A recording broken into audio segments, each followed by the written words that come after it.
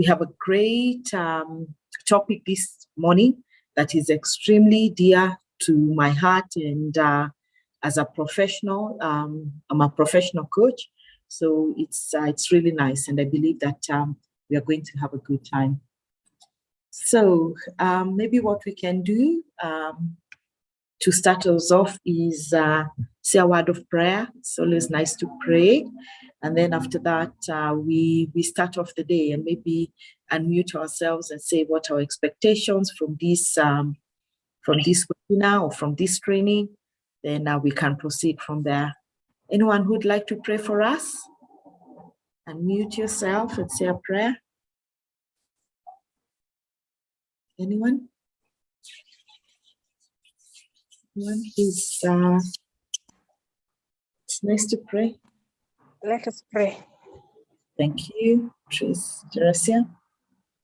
Lord, our Heavenly Father, in Jesus' name we come before you this morning with thanksgiving in our hearts.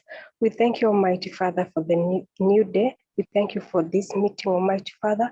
We ask you to be with us, grant us knowledge, grant us understanding, give us the freedom to discuss and understand what you're going to discuss, Lord Almighty, so that whatever we learn, we shall improve wherever as we serve you. In Jesus' name we pray and believe. Amen. Thank you very much. Yeah, great. So that's good, and it's a happy day. The rains are here, the cold is a bit here for us as well. I believe that you've got your beverage, your favorite beverage, tea, coffee, hot chocolate, some water around there, and for us to really have a good time. So we will discuss all things coaching and what is coaching, demystify coaching, see how we can mainstream it at our workplaces, even at the society. Coaching is versatile, and it's something that we should all aspire to know and also practice and understand what coaching is all about. So a very warm welcome once again. I would like people to unmute themselves and say, what are our expectations? Anyone? When you thought about this topic for today, what was your expectation? What are you hoping to come and learn or take away or contribute? Anyone? Anyone who would like to say something?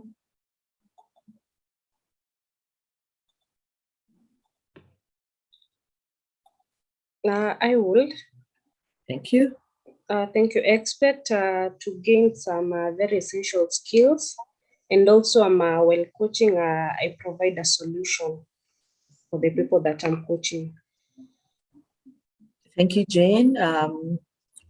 Learn about coaching, be able to provide solutions to the teams that you are leading or the team that you lead. I think that is a great takeaway and a great expectation. Someone else? Someone else? Okay. So we could have many expectations, meet new people, how do we create our networks, and our networks, what we call it, that the more people you know, the more you build your social capital, and you're able to move on from one thing to another, either grow your career, grow your consultancy, make sure that it's really going to the next level. And also we come and learn, and also the other thing is create our CPD points around as HR professionals. So there are many expectations, but I believe the first and foremost is ability to learn and share what is out there. So for those of you who I have not interacted before, my name is Catherine Wamwangi. I'm a HR professional. I've been in HR for many years now, and I'm also a professional. I'm an executive coach certified by ICF. I partner a lot with ACHRP in the area of training and also developing content. I love that. I'm very passionate about training, and I see how valuable training can be in supporting people's careers and also bringing greater productivity in organizations. I also lecture at CHRM. So if you're doing coaching or strategy, you'll find me there with a red pen, as opposed to a hat that a blue pen when I'm training.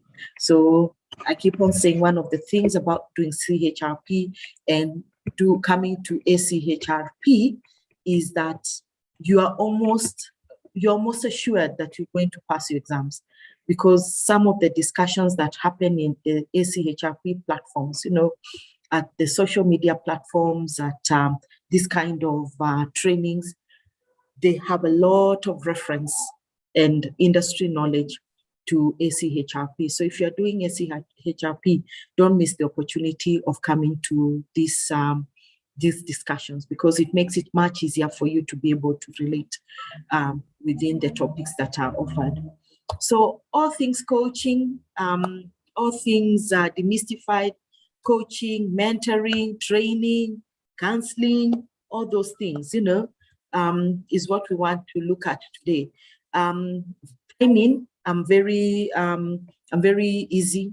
I'm also one of those people who want a lot of engagement. So I'll call up and say, well, if I call up 2 to 3 times, please give an opinion. And sometimes I'll just call your name. So don't feel on the spot. But if you're able to share, it's easier to unmute yourself and share. So that's how it is. So we have a great topic, and I'm sure all of you are able to look at the course content. Coaching skills, coaching at the workplace. Why is it important? Why is coaching so fashionable now? All the Fortune 500 companies wanting to coach. Every great leader aspiring to have a coaching culture in the organization, or presidents wanting a personal coach, to be able to take it up and get to the next level. So there's a lot that has happened in the last couple of years to bring to demystify coaching and bring it to life and to the light, and also to head off quacks as well. Like any other profession, we will have quacks who want to water down the profession. So we also try and make sure that as much as possible, people get this information, people understand what coaching is, which context they can use it. And then after that, we build a pool of good coaches. And while at it, you can also become a coach. I hope by the end of this webinar, I will have built curiosity and ignited some passion in you to see whether you would want to take it at diploma level and become a certified coach and stuff like that. So I think it's really nice for us to be able to do that. So when you think about coaching, why is coaching so important? Any one of us who is here who's a coach? Let me ask, maybe I have my fellow peer or my senior. Any coach in the house, you can raise your hand. Anyone who's mainstreaming coaching at your place of work, you can raise your hand. Anyone who's mainstreaming coaching? Anyone who has heard of coaching then? I'm sure all of us. Anyone who thinks, well, we have coaching mainstreamed here and there? Oh. Anyone? And I'm asking that because then there's this very traditional line that we put in job descriptions.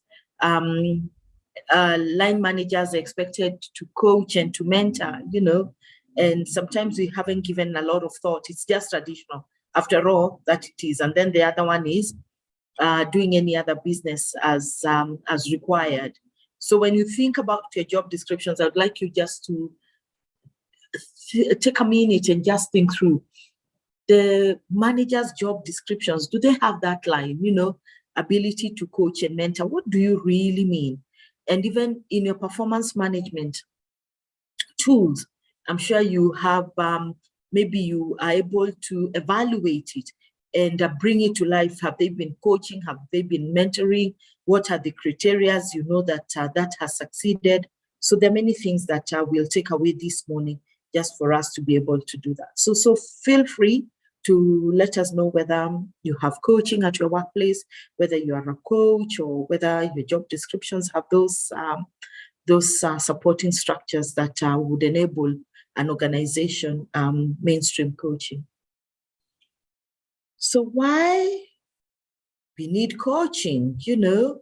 So coaching is like a very young industry, maybe like 30 years now, since it was given the seriousness that it deserves. And many people are becoming coaches today, and everybody is a coach. You will see in that aspect.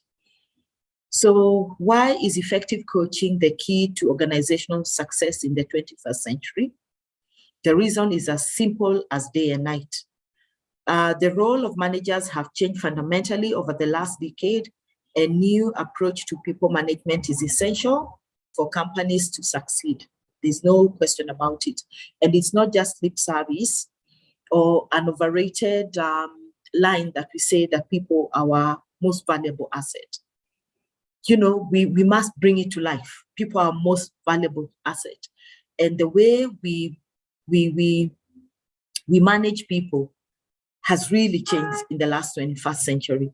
When if you ask your parents how work was in their generation, then they will paint a very different picture from what it is right now. And progressive and forward-looking companies have done tremendous work in how they manage people. We also took a very big turn 2 years ago during the height of COVID, where we now transitioned to remote working or virtual working.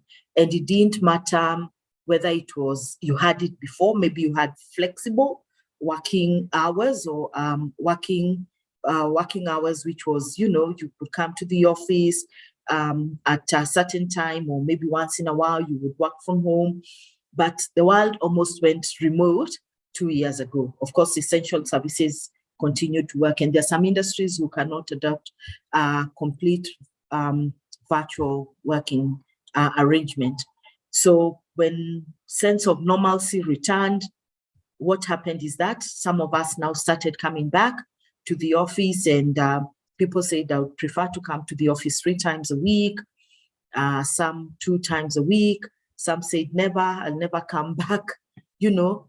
So just seeing that we could still be very productive despite being not at a central place. Of course, that is a hot topic right now for HRs, because we are saying that how do we build culture? How do we continue being collaborative?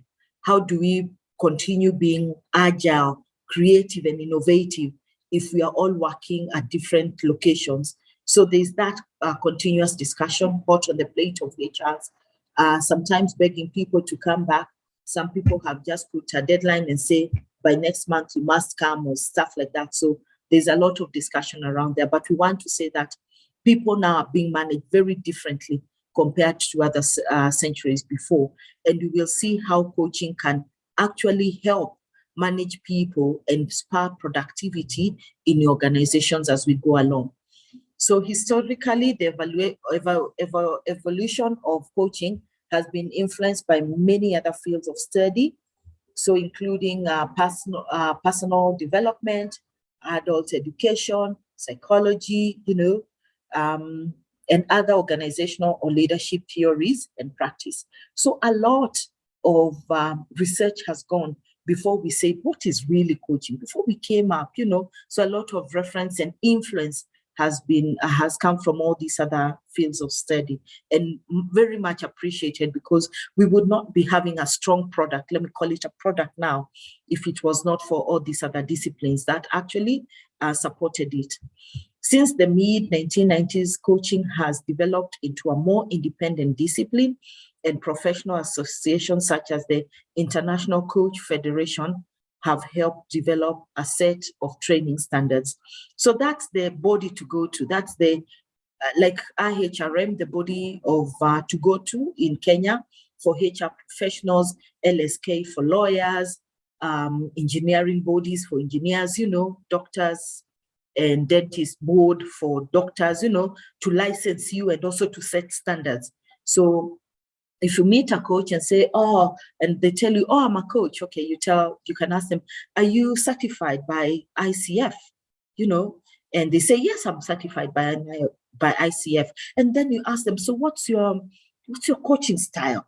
And everybody gets excited and they might tell you, I'm a grow coach or a coactive coach or a Gestalt coach. So we look into all that as we go along. So you shouldn't worry too much. But really the body that regulates coaching worldwide is the International Coach Federation. And in Kenya, we also have the Kenya chapter, which we ascribe to. So just sharing, making sure that your license is up to date, making sure that you are getting peer coaching, to make sure that you also can get business, because it's also a body that supports coaches to start up their business and to see how they can get along. So that's how it is. Background, just a short background. I think it's always important for us to paint that picture. So what's the definition of coaching? When you think about coaching and so when you call people coach, and there are many, some people say I'm an executive coach, some say I'm a sports coach, I'm a life coach. What kind of coach? I'm a career coach. They're all. The thing is that you gravitate towards what you want to be. Your passion. It's like being in HR. There are some people who really enjoy recruitment and selection. There are some people who enjoy training. There's some people who enjoy compensation and benefits, just that. And how do you find yourself there? It's more of really, I'm passionate about this. I don't struggle doing it. It's where I plug in easily. It's where I feel I'm in my true element and my space, I can own my space. So that's how everybody gravitates towards coaching. So the principles are the same.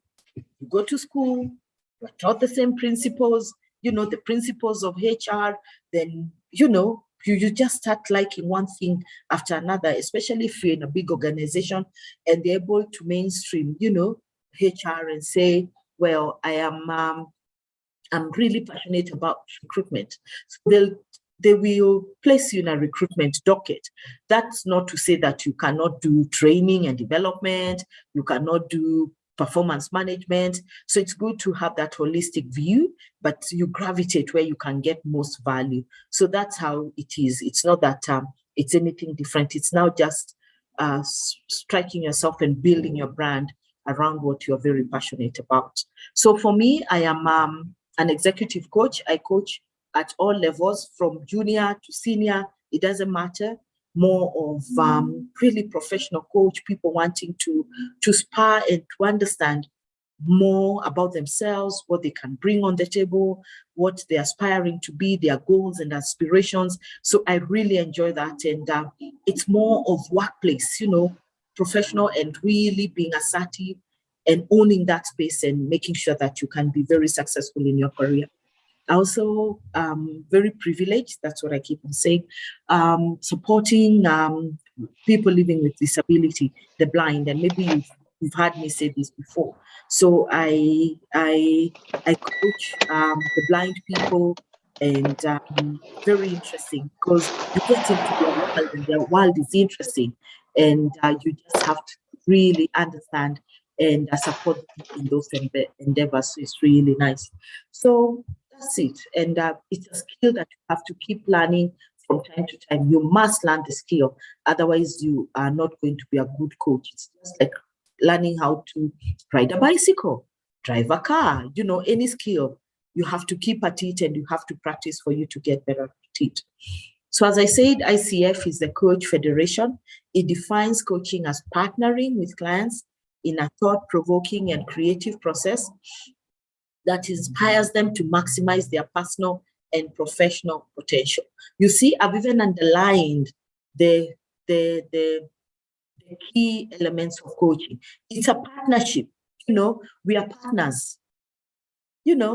We journey together. So I don't seem to be more ahead of you than the other. So I'm holding your hand as the coach. You have come as the coachee or client, as we call it, and we are walking this journey together. So thought-provoking. What is thought-provoking? What do you think thought-provoking is? Creative process. What are some of the creative process that a coach can put in place to inspire the client to maximize their personal and professional potential? Look at your cell phone right now, your phone. I'm sure when you look at your phone, there are many things that you can do with your phone, many things. And maybe you just do a fraction of them. For me, my phone is to receive and make calls, to send them SMSs, which I hear now they are very obsolete and old-fashioned, by the way, that many people are not reading text messages. My gosh, yeah, bring me to speed. And for taking a memorable picture, if I find myself in a place where I need to take a picture, for banking services or some quick internet reviews or something like that.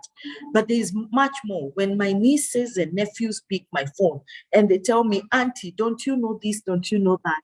I mean, I'm always amazed by how much they know, so we as human beings, what I want to say is that we never get to develop our full potential as individuals. Just like your phone, you never make maximum use of it. Maybe you do, I don't know. I just thought that's a good analogy or a good reference in terms of what it is, but as human beings, and how do we spur that potential? Sometimes it is through a calamity, sometimes it's through a challenge, and you have to come out of it, and you look back and say, oh my gosh, you almost do a double take and say, was that me? I never knew I could do this. And I'm sure you have instances, and you can look back and say, were it not for that situation, I would not be where I am. Was it not for my path meeting that person, I would not be where I am. So human beings, unlimited. Is it Eliud who said human beings are unlimited? Lupita who said dreams are valid, and going out and doing your best. We must push ourselves to be able to do our best and much more. When you think about all these great leaders, what we ignited them to get to where they are. So there's a lot that people do and people fail to do to really reach their potential. But a coach has the ability and to support the coachee or the client to maximize their personal and professional potential. So we like to reference that to make sure that we set the good platform for our discussion around coaching.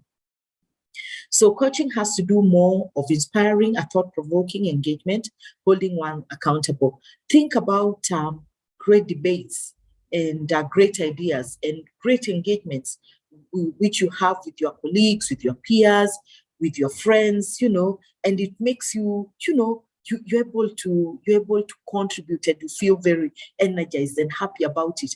And when you take the action points, you want to run with them because you feel that you've actually owned them and you want to move ahead with them. So coaching is a process that can be offered in different situations and different environments based on the needs of the individual. The term coaching typically refers to methods of helping others improve, develop, learn new skills, find personal successes, achieve aims, and to manage life changes and personal challenges. Very critical and very important. Like one of us, was it Jane, who said that I want to come and learn, and understand how I can support my teams more. I think that was a real good great learning expectation. Anybody who'd like to add anything to what I have said about your mobile phone, about what you're doing now differently? Njoroge, anything from your end? Teresa, anything that you would like to contribute around coaching? Just definition of coaching. Thank you, Catherine. I'm actually going to admit I'm very new in this field, so yeah. I'm really learning a lot and looking forward to seeing how this can apply in my field. At the moment, our company has not that initiative, so probably it's something that can bring some change to our institution. So I'm Fantastic. very much, my areas are very alert to learn as much as I can. Yes. Fantastic. Happy to Yeah, hear. right. Yeah. So you'll be Right. this blue-eyed boy who's bringing in new things to the organization. Sure. Looking, I went and had and stuff. I love that, Yeah. So stay tuned. Oh, Someone thank else? you. Teresia? Anyone who'd like to contribute anything? So feel free to unmute and just contribute.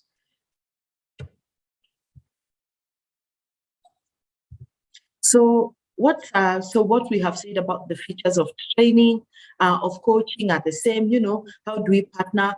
And let me tell you, one of the things, if you don't take anything else from this webinar today, which you will, of course, that's just putting the fear of that you must stay and plug in fully, is that a coach will never give you a solution, but we will see instances where a coach can be very self-directing to the team. So a coach never, even if I know that for sure, if you go around the bend, you will find the solution you're working for. If this is the person that you need to see, and this is the person who will unlock the challenge or the goal that you want to meet, I will navigate it with you until you get your aha moment. A coach is not a teller. A coach will help you to find your own solutions. And the reason is because think about you being able to look for your own solutions. Your line manager being able to inspire you and to empower you. You go look for it, you come, let's discuss. You are more capable of sustaining the decisions that you make compared to the decisions that are made by someone else. When there's change of guard in a company or in a department, and someone leaves and someone new comes in, and this the predecessor has always done things their way, never consulted, it was my way or the highway.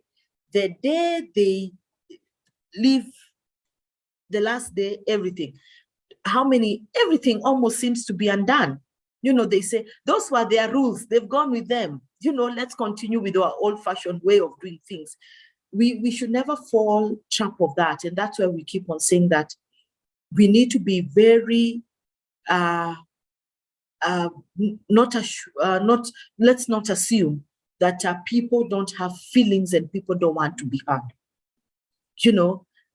You lose the opportunity to anchor great lessons for organizations or make big changes in an organization when we fail to consult and pick up people's opinions. So they will say, those were her rules, those were his rules. Now they've gone, let's go back to 80s and wait for the other person. They almost make it, okay, so who's the next person coming in? Let's see how they are going to be different from this other person who has left. So, and that's why we should have processes and standards and a culture that is so flexible and progressive for people to be able to input and for people to be able to voice their opinions so that we are all able to move forward. Sometimes it can be difficult. I'm not saying that cultures are the same. Some cultures are more difficult. Some are more accepting, people don't want feedback and stuff like that. But let's be alive to the fact that we can bring great culture changes when we have coaching as one of the mainstream ways of carrying out our business. So partnership between a coach and a client, and also a client is also referred to as a coachee. An okay relationship. I have an okay relationship with my supervisor. I have an okay relationship with my team members. I feel that I belong, and everybody wants to help me. The agenda belongs to the client, not to the coach. And that's why we keep on saying at the workplace, you are employing experts to come and work. You don't micromanage them, you give them the work. If you attend in the HR department, you've all come because you have expertise and you've been vetted and you've earned your way through. So let people be. Unless, of course, if people are dropping balls and people are not doing the right thing, corrective actions need to be taken. But how about just leaving people to be?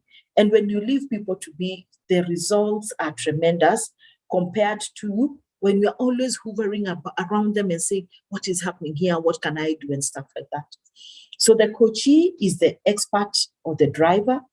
The coach understands the process and is the core driver. So you come with the skills and you understand how you're going to navigate and you're going to help this person. It's very thought-provoking, as what we said.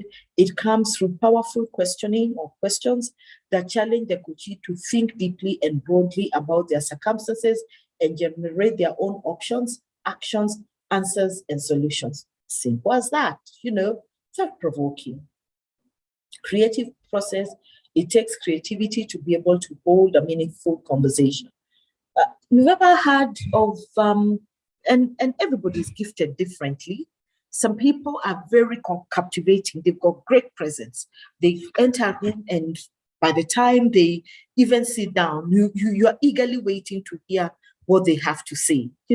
Some people are great orators, some have a lot of charisma, and they're able to hold the crowd and be very whatever. And such people also have to work hard towards it because you have to have great content. You can't just sit there and whatever. So your ability to deliver, understand your audience, and know when to stop and when to pause and stuff like that, creatively, holding a meaningful conversation is very, very different. And also is very important. Using, sometimes you can use visual aids to be able to deliver your message. Sometimes you can just use silence and say, well, it's important. Silence is important. And not many of us appreciate silence. We always want to keep engaging, talking. But sometimes silence is just whole. Inspiration, it is generated by the fact that clients generate their own answers, which they own 100%. And as I said earlier, is because it will be more self-sustaining. And even if you came many years later, nothing will have been undone because I owned it, but incrementally you want to get better and better, and things change, and you're able to be more flexible in accommodating the changes that come along. Maximizes potential. It unleashes the best in people from a personal and professional aspect. What have you done over the last, since you joined the place of work? If you graduated, let's say 5 years ago, do you feel that you're the same person? Or have you moved miles ahead? Have you maybe, what's your yardstick of progress? And how do you measure that? Is it through reaching your goals? Your goals could be saying, well, I want to change my job, and maybe you started looking for a job and you were very clear on the kind of job that you wanted and actively went out hunting and you got it. Maybe it was your personal circumstances saying that I want to acquire some property, under my name, and you had a plan and a goal, and you went out and achieved it, So many things. Was it more of building my brand, which is important?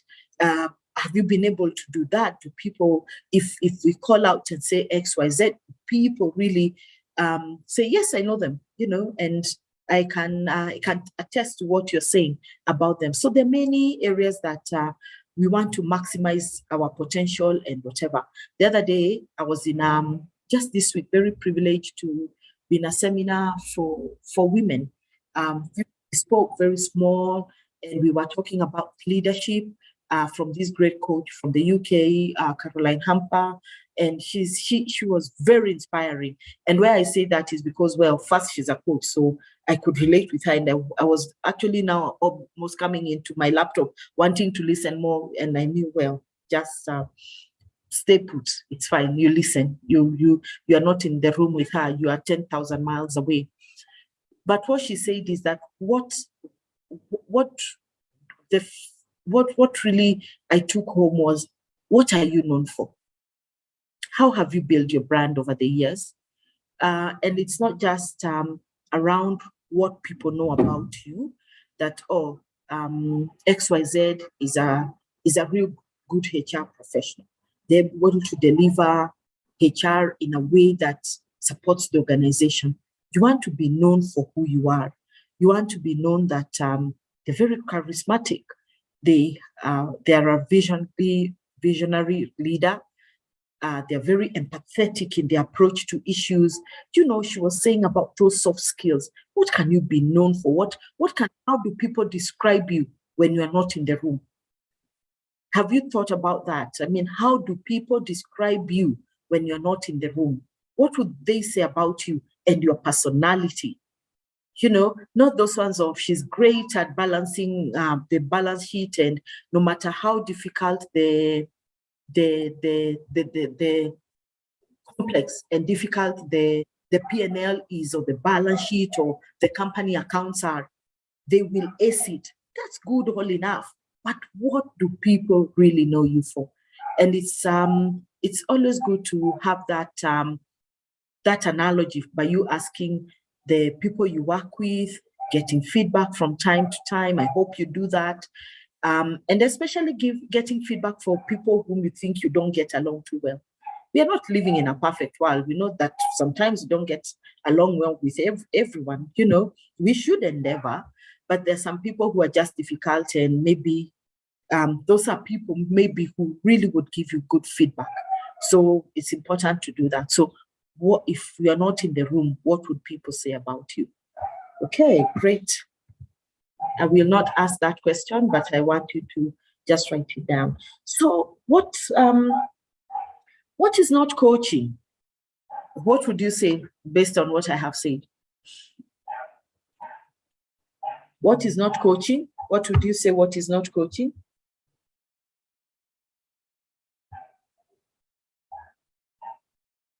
What would you say is not coaching now?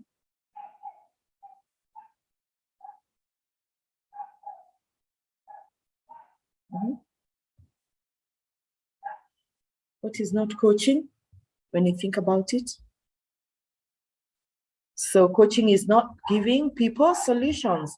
So coaching is not just another form of management or supervision. It's way above that. As we will see, the key to successful coaching lies in the individual's willingness and ability to identify their own abilities and shortcomings and to take actions as needed. The coach cannot just tell the person what to do, nor can the individual become reliant on the coach's views and suggestions. The individual must be an active participant in the process at all times and accept ultimate responsibility. Very, very important.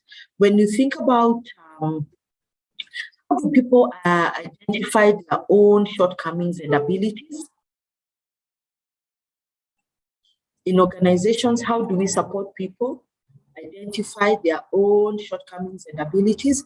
Welcome to everyone who has just joined recently. We are happy to have you. Someone, and how do we identify that?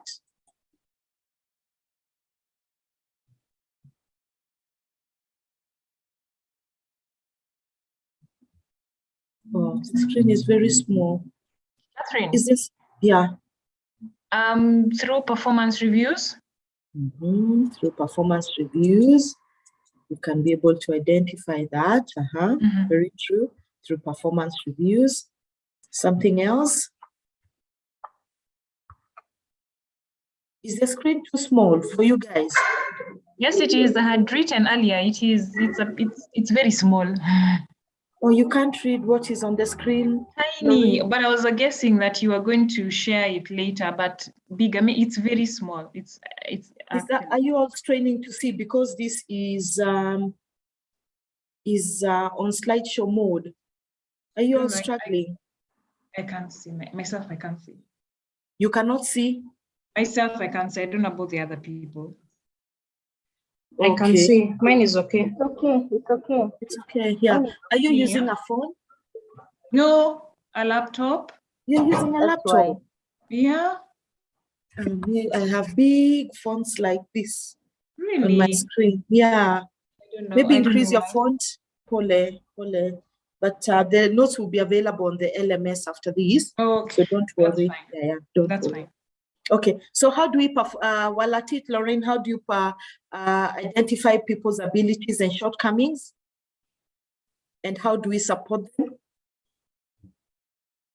I'd mentioned the performance reviews. Yeah. Sorry, Lorraine, yeah, that was you. Jane? Yeah. For us, we normally have monthly awards for the top 3. And so, yeah, and the most improved. So the rest, at least they can be able to see where they are at and how they need to improve and work on themselves. Wow. Yeah. A monthly, so you do that on a monthly basis? Yes, And every month. I'm sure maybe you've set a criteria. What sort of criteria have you set? We do have KPIs. I'm a team lead. I work for a call center. So we normally have, for us, we do, it's a debt collection department. We do have a call time and also call time, also schedule appearance. That is, you have to be on time at work, and also quality. And also there's a conversion, how many clients you're going to convert, and also penetration. How many clients are you going to reach out? Yes. Wow. Fantastic. A very well defined criteria for you to be able to see for sure XYZ is the one on top this month. You get what I mean? And I'm sure maybe it's competitive. Is there a reward? Or yes, we do. Recognition is good enough? No. We do have rewards. Maybe top number 1 gets 10,000 shillings. Number 2, 8,000, and number 3, 6,000. Then the most improved get, I think, 3,000 shillings. Wow, fantastic! Yeah. Yes. Oh, at great. least it motivates them, and it's very competitive. Yeah. Very. I can imagine very competitive. Are there some people who are always on the top of the bar? Yes, of course. There are people who have they have their own. They've set their own goals. Yeah. It's their personal thing. And they are very disciplined, those people, especially the top 3. Yeah. And why I'm asking this question, a follow-up, and now very coach kind of questions, is I'm sure the people would want to emulate them. You get what I mean? And they become like champions. How come they're always on top? What do they do differently that I do not do? And I keep on saying attitude is everything. Said my supervisor has given me goals, but I am going to surpass these goals. I am going to do much more. And when you see there's a reward, but also passion is everything.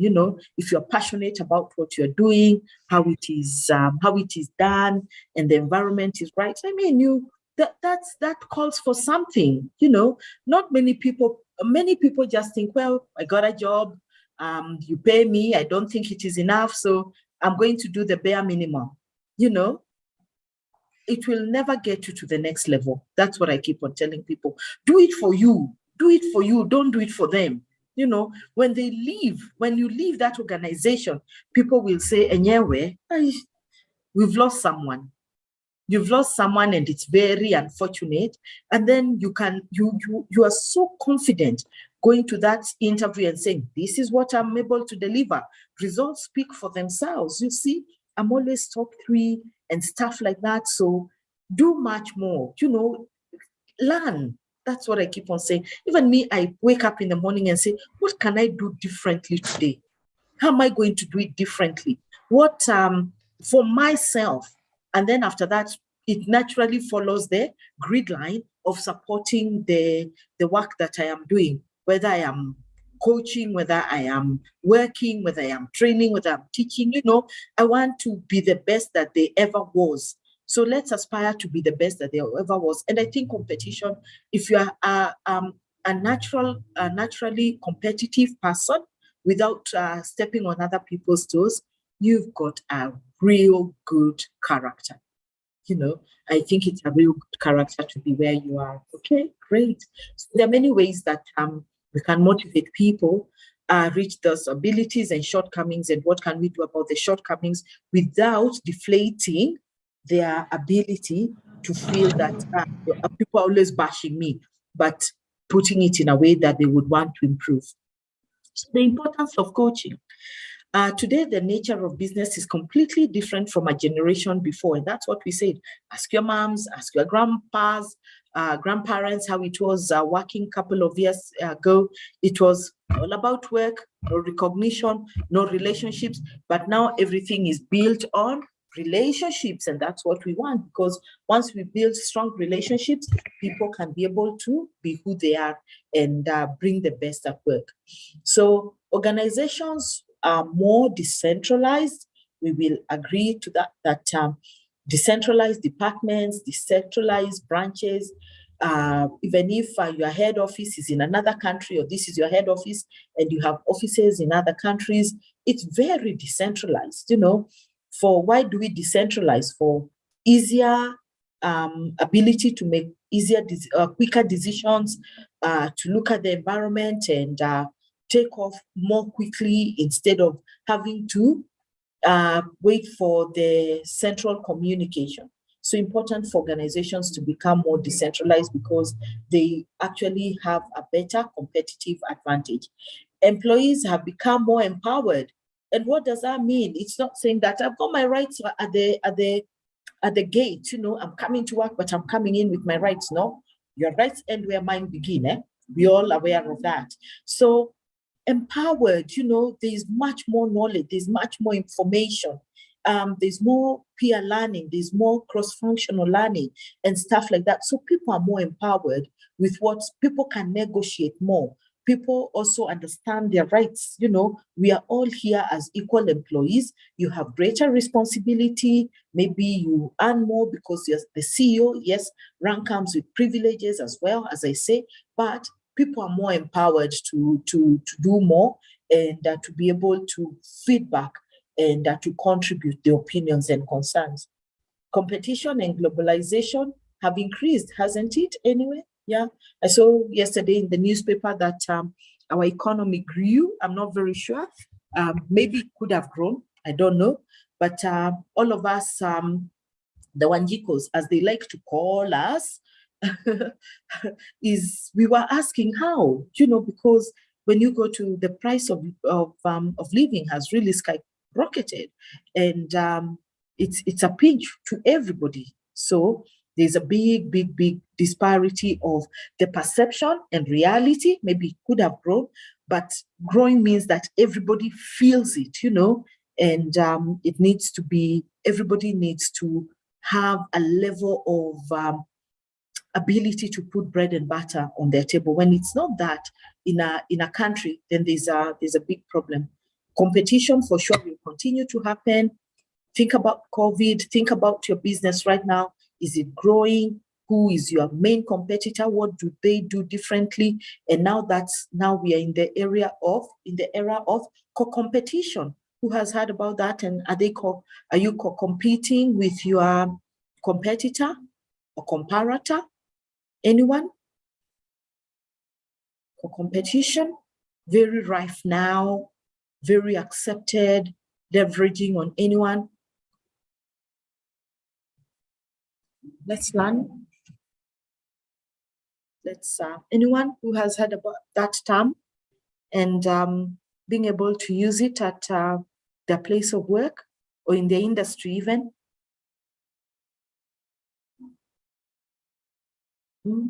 Competition. What's happening out there? Anyone? Yeah, what is happening out here is that with competition, we try to lower the prices so that you can have more customers. Say that again. Your network is a bit shaky. Yeah. Lower the prices. Yeah. To beat the competition, to beat other people. So that's what we've been struggling with. So many customers tend to look at the prices. Yeah. Very price sensitive. Yeah, true.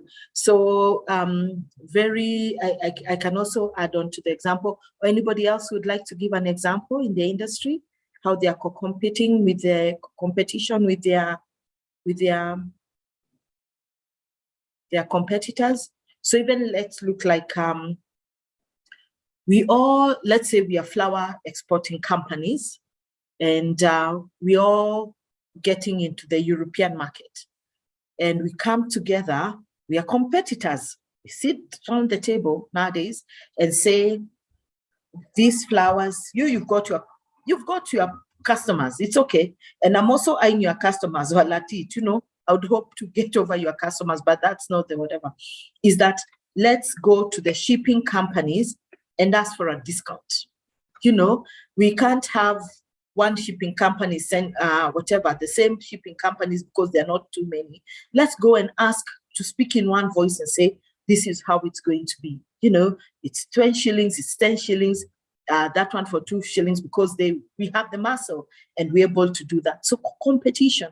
The other one is collaboration and competition around what can I do to make sure that we are setting the same standards in the market.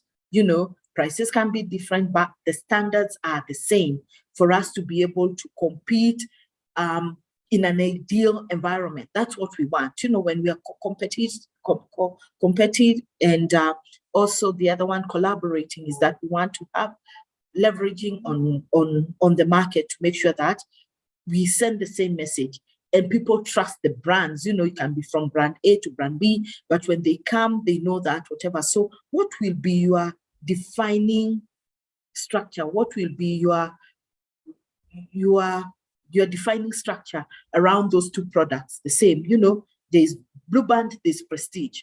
You would hope that they are all made with the same standards, adhering to the food standards and stuff. But why should I choose Blue Band over Prestige, for example? Why should I choose Colgate over Closer?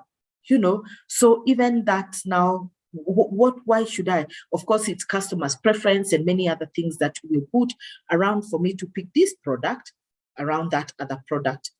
Another one is like the telecom industries, the telecom industry, where I put a mast. I'm the one who erects the big mast, and the other companies come and say, well, can I use space? And then instead of us putting masts all over whatever, you come in, share the mast and say, please put up your equipment here, I'll put my equipment and whatever, and be able to do that. So there's a lot that is happening. Even in the sea cables, the undersea sea cables, let me push my traffic using your cable. If you're in East Africa, I have a cable in West Africa, and you have customers in there, take some of my space on that cable and stuff like that. So there's a lot happening. And I would like you to think about your industry and how you collaborating, how you leveraging on some of the things that can help you quickly gain. And it opens a whole new perspective around how you manage people and how you are seeing that we are an organization that collaborates.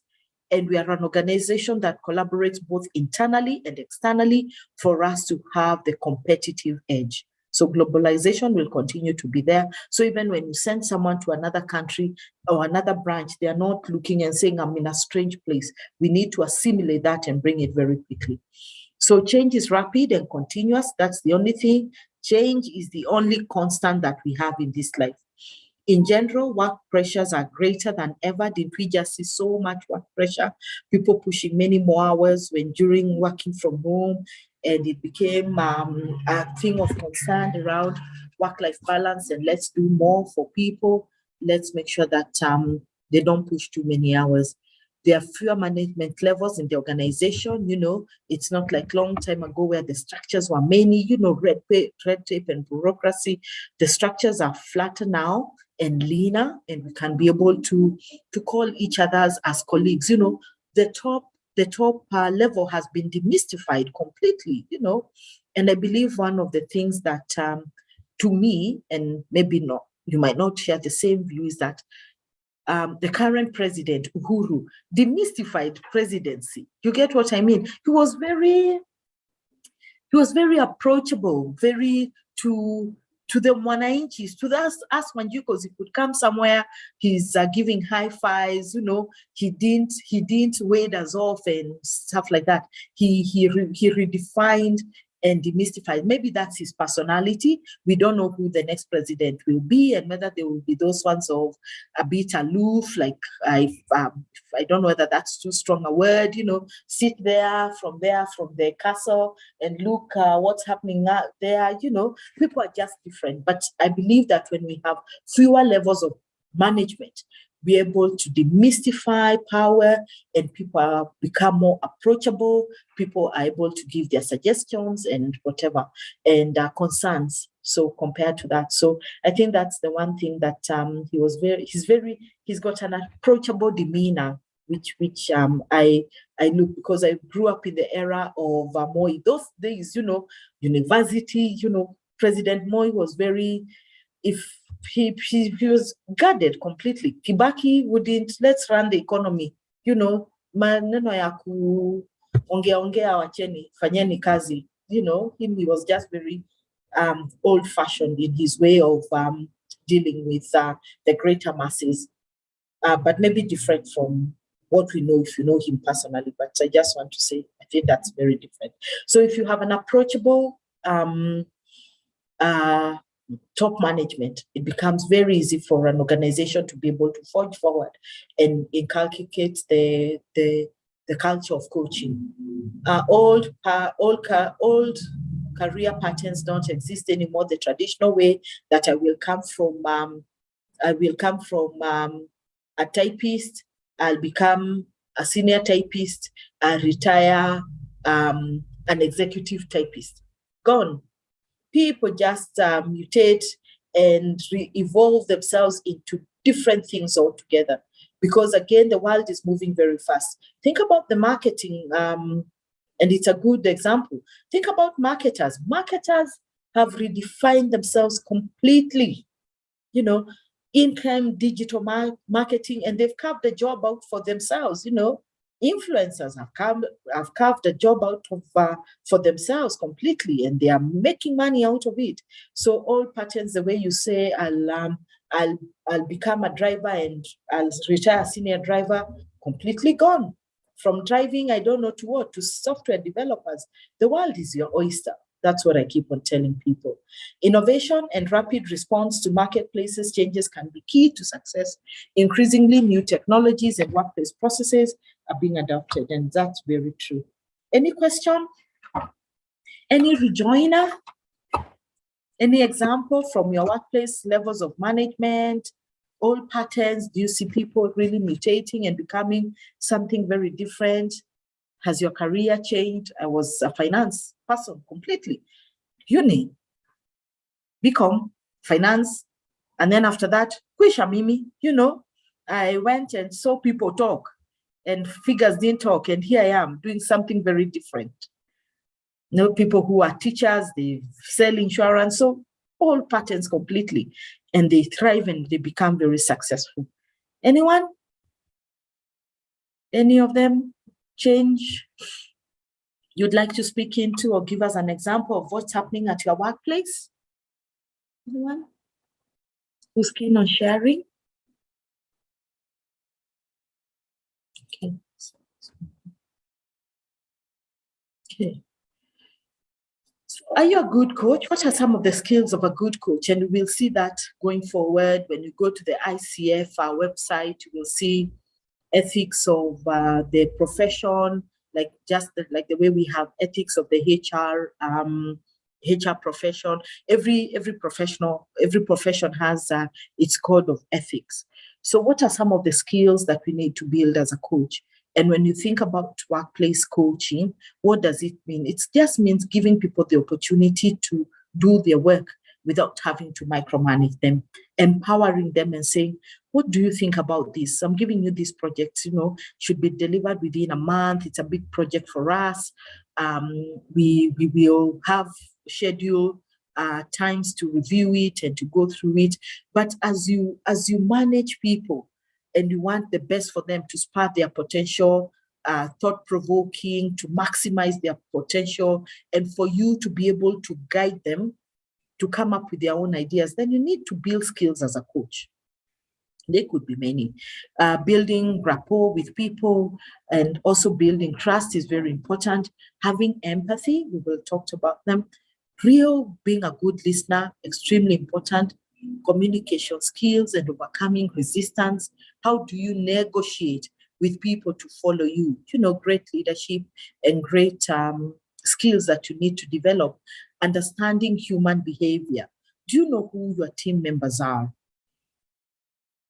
Do you know their temperaments? Do you know whether they're introverted or extroverted? Can you pick up things which change within them, and be able to support them during those changes, or to be able to, in a subtle way, find out what is happening, understanding the human behavior, problem solving and negotiation skills, forward thinking and being very proactive. It's almost being like a magician, preempting what the future is going to hold.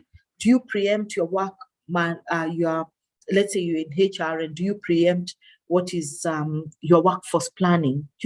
What will be some of our training needs? What are the competencies that we will need in this organization 5 years from now? Just being very preemptive and proactive around the needs of the organization and the needs of the people that are in that organization, especially the team that you are leading. Flexible yet very consistent, flexibility with consistency. Do people say that when they very consistent in the way they do things? There are some people who are very consistent, even with the way they dress. You will know that for every occasion, we will know they're very consistent. If it calls for us to go and have that bid of winning, and it calls for seriousness, they're in their best suit and tie. It's a light moment. They will come casually dressed. You can see they have built their brand, even the way they carry themselves and the way they dress and the way they fit, consistent in the way they deliver their work, yet very flexible in approach and say, well, maybe we'll not be able to meet this deadline. Can we make some adjustments here and there? People love to work with such people. They're very enthusiastic and commitment to the individual. I am showing zeal. I'm excited about what you're doing. It's not just dial those, okay, you've done it. Well, okay, put it in my entry. I'll look at it later. You need to show passion around people and people's ability to deliver and what they are doing, and be honestly proud of what people do. So those are skills that you need to build as a good coach, okay?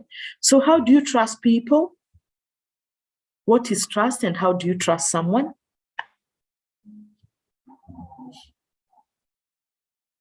As a coach, how do you listen?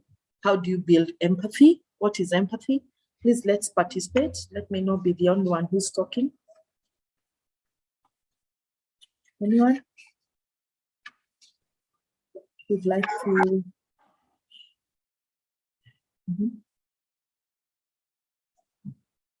Someone unmuting themselves? Cornelius, Elizabeth, Alice, Meshach, anyone would like to contribute? I can. Damaris, yes, thank you. Empathy is putting yourself in someone else's shoes, trying to relate with what they're going through. Yeah, empathy, yeah, relating. If I was in their shoes, how would I want to be treated? That really drives the point home for me for empathy, just like what Jane has said. How would I like to be treated? Putting yourself in that other person's shoes. And sometimes it can be there. I'm not saying that people take the liberty of not following processes and procedures in an organization. That's outright indiscipline and has to be taken into consideration. That's very important. But we need to have a level of empathy at the workplace so that we're able to build those relationships. Very, very important. Someone else? Someone else? Listening Maybe I can skills? add. Yeah. Yeah, I could say like building trust is being someone who people can talk to and they know you're not criticizing, you're listening to them, and then also being confidential about the information they give you.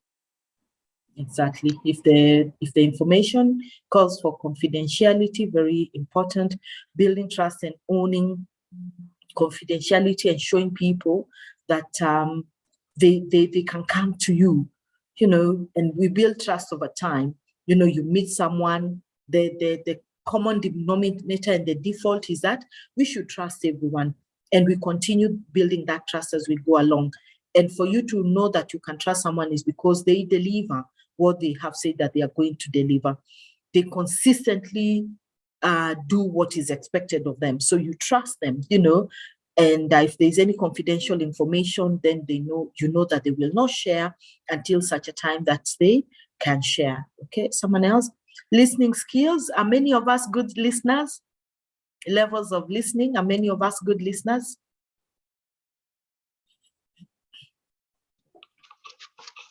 Sorry, Catherine, just take you back on empathy. I would say empathy goes a little bit more deeper than sympathy. It needs to be backed up by genuine action and consideration. So you have to go an extra mile to try and, as somebody said, fit in somebody else's shoes and try to navigate them out of the situation as much as you are able to. Exactly. Exactly.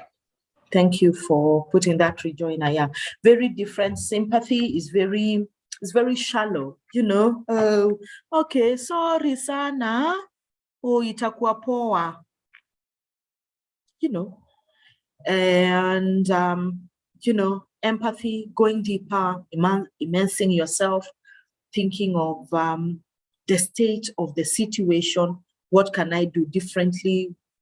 How can I partner with them completely and walk the journey until they're out of the woods, but half the time as human beings, we get tired and move on because sometimes not faulting ourselves, but things just move, and we expect people to pull themselves up and move on with the world. And some people are not like that. Some people take a longer time to adjust. And I'm not just saying about difficult situations, even situations that calls you to be pathetic about some people's work. They don't churn out work as quickly as you'd expect them to be, as you expect them to do. So how empathetic are you? How about starting the work a bit earlier so that they're able to catch up with their people, with the other people? So as managers that we said, you must learn your team. You have a team of 10 people. They're all different. Some are more expressive. Some are more lighthearted. Nothing is ever serious. They will do their work. But anyway, imefanyika. Let's look for a solution. We can't cry over spill milk. Some people are more reflective and they will want to dot the I's and cross the T's. Some people are very grumpy and moody. Some people will just never contribute. They think that holders of information is the best thing that they can do. But how do you bring everybody on the same platform? Coaching is really an important aspect of you being able to use coaching to be able to help them without judging them, without asking. In fact, one of the things that we never do in coaching is start the question with why, or use why. Of course, we use why all the time. I use why. I go home and ask the kids, why haven't you done your homework? Why isn't the shoe? Why are the shoes brushed? Why are the bags at the door? And stuff like that. And we are always, mummies and daddies always using why. Why shouldn't we use the word why as much as we can? Try and refrain from using the word why.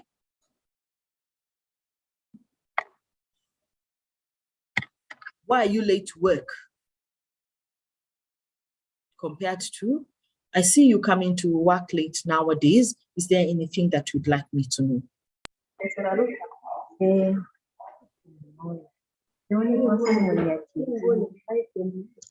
Someone, why shouldn't we?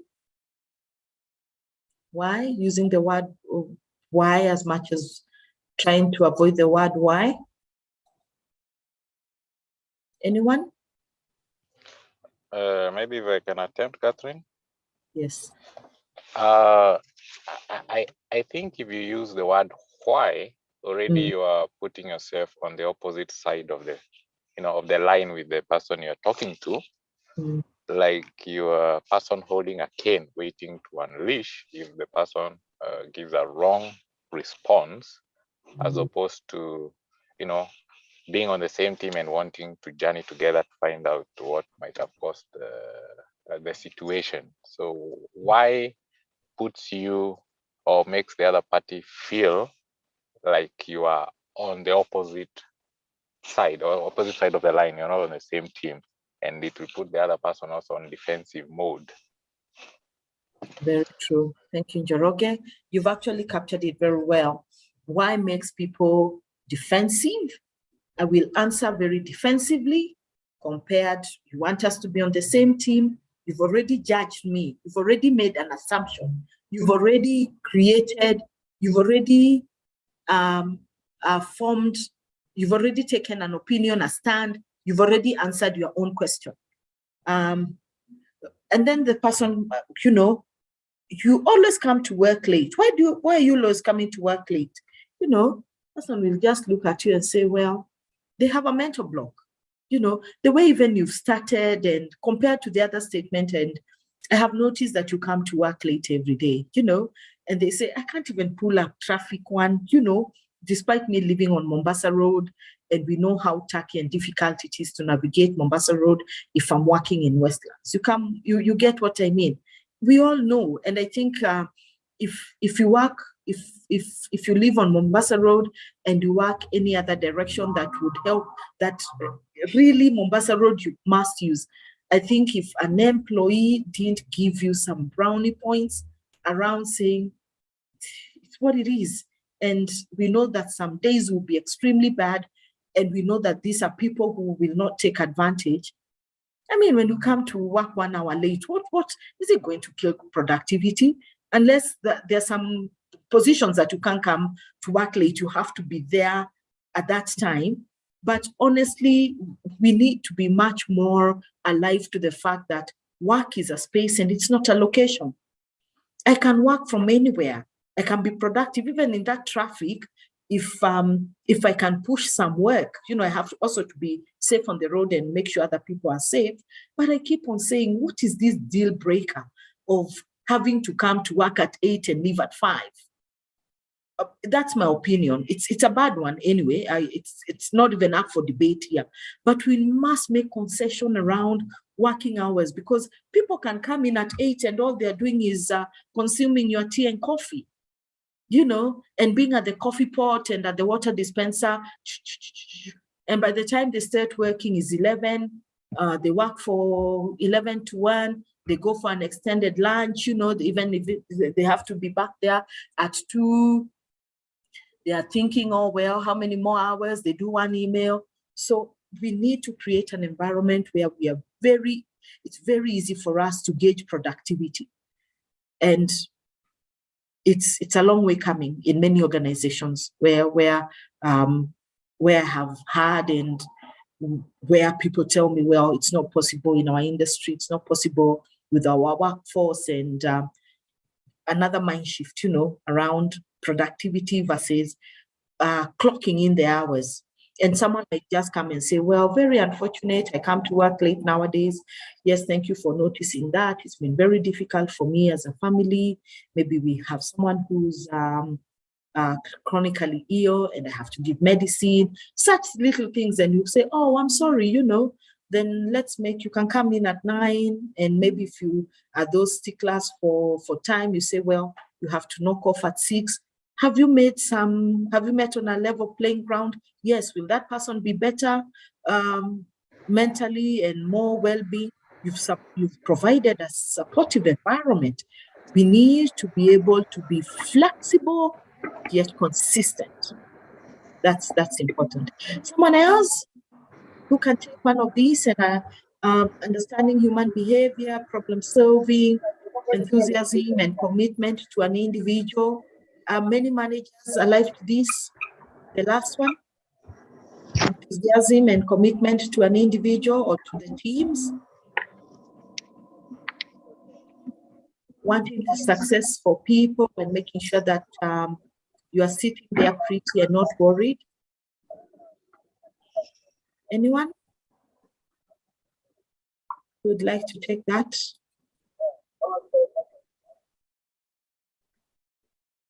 Anyone?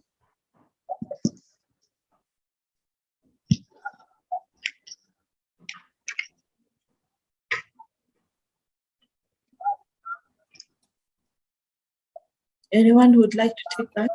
Yeah, that's what I have said around really being very enthusiastic and very happy around people's success and making sure that we can support them in that area. So great.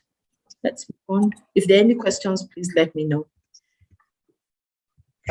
Okay, so coaching can be very, what are the characteristics of a good coach as an individual, and also creating that environment at your workplace? Someone who's extremely positive, someone who's supportive, someone who's very goal-oriented, focused, and observant. I think someone needs to mute, please. I don't know who needs to mute. Can you tell me who it is? Then I can mute them. It was Mary. I've muted her. So we need to be very positive. We need to stay supportive of our teams. We need to have very clear goals. We need to be extremely focused and be very observant of the teams and the environment that we work in. So positive, a coaching job is not, coaching is not correcting mistakes, finding faults and assessing blame. Instead, a coach function is achieving productivity and the goals that have been set by coaching his or her staff to peak performance. So remaining positive. How many of us are able to thrive in that space? And as a coach, how many people are able to do that as a team leader? So if you take up the coaching aspect and say, this is my style of management, I will coach, you must be a real positive person. I know people who are very petty, let's put it like that. If you've not put a comma where it should be, they will return you back with a document. If it's not with the same standard and format, of course, we need to do perfect work. But some things, it's never that serious, as I like to say. Sometimes when it's something that sometimes just ask for the document and put that comma, print it and get going and stuff like that, and say, well, I've done this. This comma was important, because if you don't put it, it changes the context of the paragraph or what we want to communicate, unless it is that dire. Like a lawyer will say, if you don't put comma here or a full stop or a semicolon, it changes things. So, but if it's never that serious and it's good work, the context is right, and sometimes you can just say, because many a times it's because we judge people using our own standards. That is where the problem is in the world. In fact, figure it out now. The problem is the world is because we judge people using our own standards. My standard is very different from Joroge's or Jane's. Very different. And that is why we have policies and processes for us to be able to standardize those things. That's why we have branding, company branding. We have templates on how it is. It's already been predefined for us.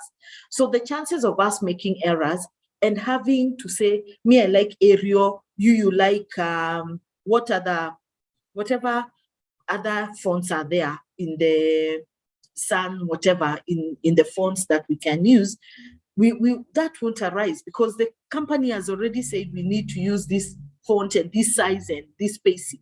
So that's it. So the only thing we will be talking about is that content. And what did I say from the beginning? You are the expert. I expect you as the expert to show the way and to lead and to do stuff and stuff like that. In fact, as managers, if you're not doing half, 75% of your work should be to provide leadership and to provide strategy, to operationalize the strategy and to look at after the strategy. The rest of the 35%, you can do it if someone is not there. but most of your work should be looking at how can I improve this team to be the best that there ever was. Leave that strong legacy and not just correcting mistakes, finding faults. There's some people who are so good at finding fault, and that never works well for a team. People feel demotivated and they do not want to work with you.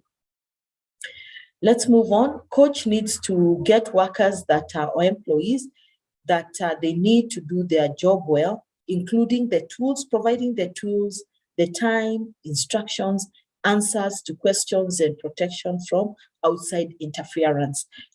There's some people who can come and bash your department, and the coach wants to make sure that they protect.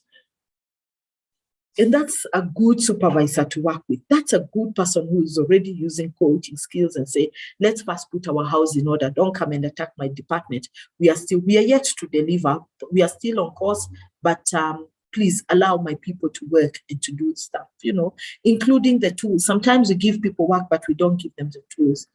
Tools, the laptops, the stationery, enough safe working environments, changing the tools as when, your laptop is slow, it's 6 years old, it's 7 years old. Even when you take it to IT, it cannot be updated and stuff like that. It becomes very difficult for us to be able to do stuff and to deliver on time.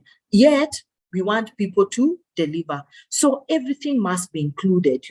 The time that it takes for people to do, the instructions that we are giving people must be extremely clear for us to show that we are supportive.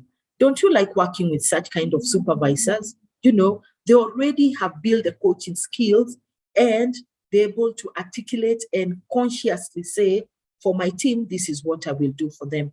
Goal-oriented, base your assignments on clear, definable goals. They should be smart. Be specific on these goals when you want them to be produced or to be achieved.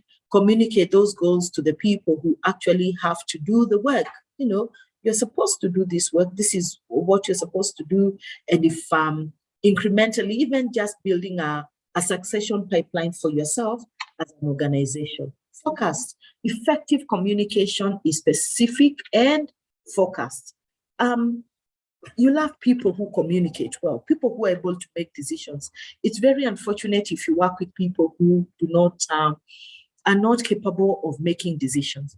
Decision making is one of the key aspects of a good coach or even a good team leader. Being able to make decisions. Sometimes decisions are going to be difficult.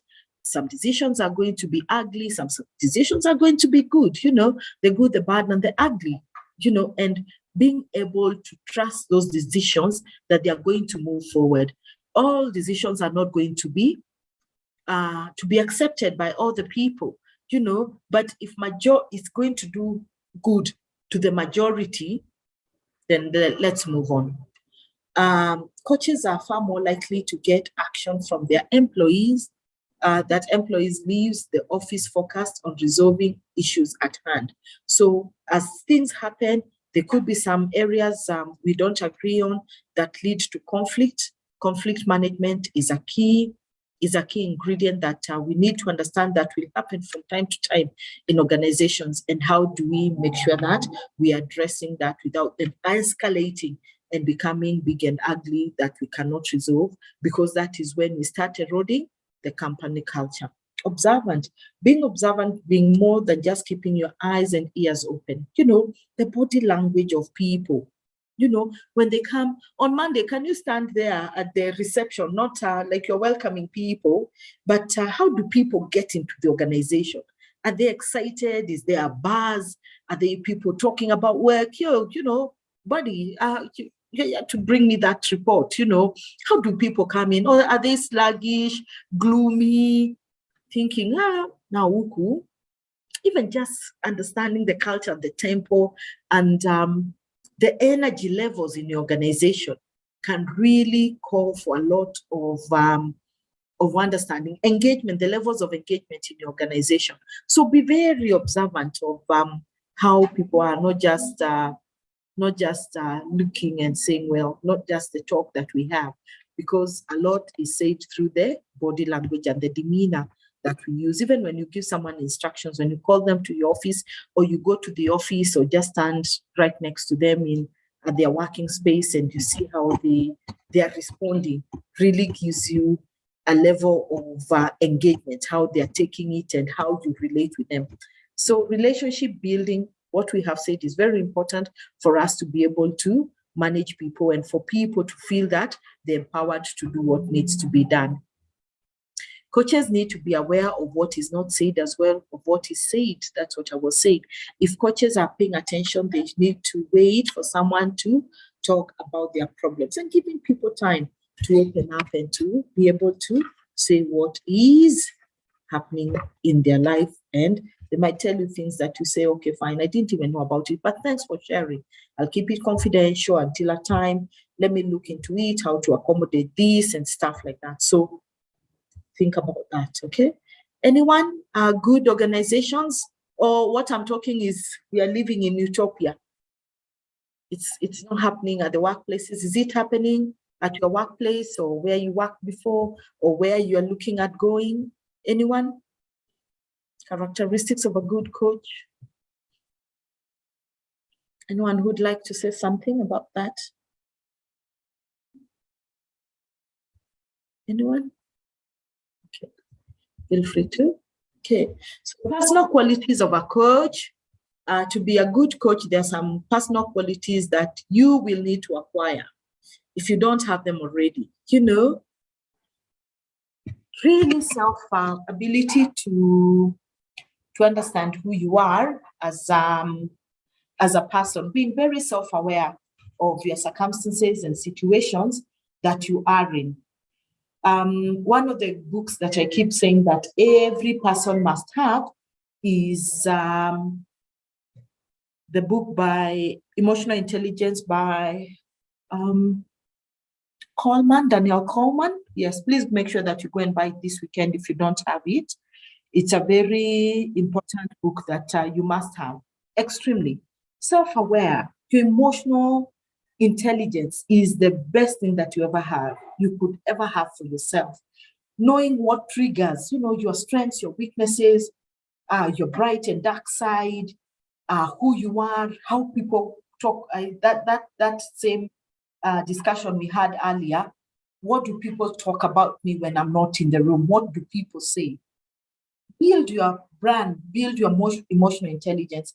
The inborn intelligence, your IQ will never change. The IQ of 15 years is the same IQ of 15 years is the same IQ we'll have at 50. It won't change, sorry. If you have to make a lot of effort in history to pass a history paper at 15 is the same effort you will make to pass that paper at 50. You get? If you make very little effort in statistics at 15, you are naturally gifted. It will be no-brainer at 50. You get what I mean? So it's already predefined. Emotions, no matter, your emotional content and what you're able to deliver, it won't change. But emotional intelligence can be learned and relearned. When people tell you, oh, I'm a very impatient person, I tell them, oh, paint for me what impatient is all about. Why do you, what triggers your impatience? How do you make how do you think you make other people feel when you're impatient with them? And if someone else is impatient with you, how do you feel? And they start owning that behavior and saying it can be learned, and what are the triggers that will make you impatient, and how do you understand them, and do you start supporting yourself? So any negative behavior can definitely be learned. There's no question as to why you would not be able to learn negative behavior. So that's something, and that's where we say that the world is not perfect, but if we all learn to accommodate our weaknesses, then it will definitely be a better world.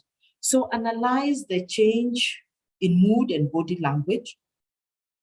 should be very good at observing your environment, the people that you work in, and we have said that earlier. You should be able to maintain confidentiality whenever required.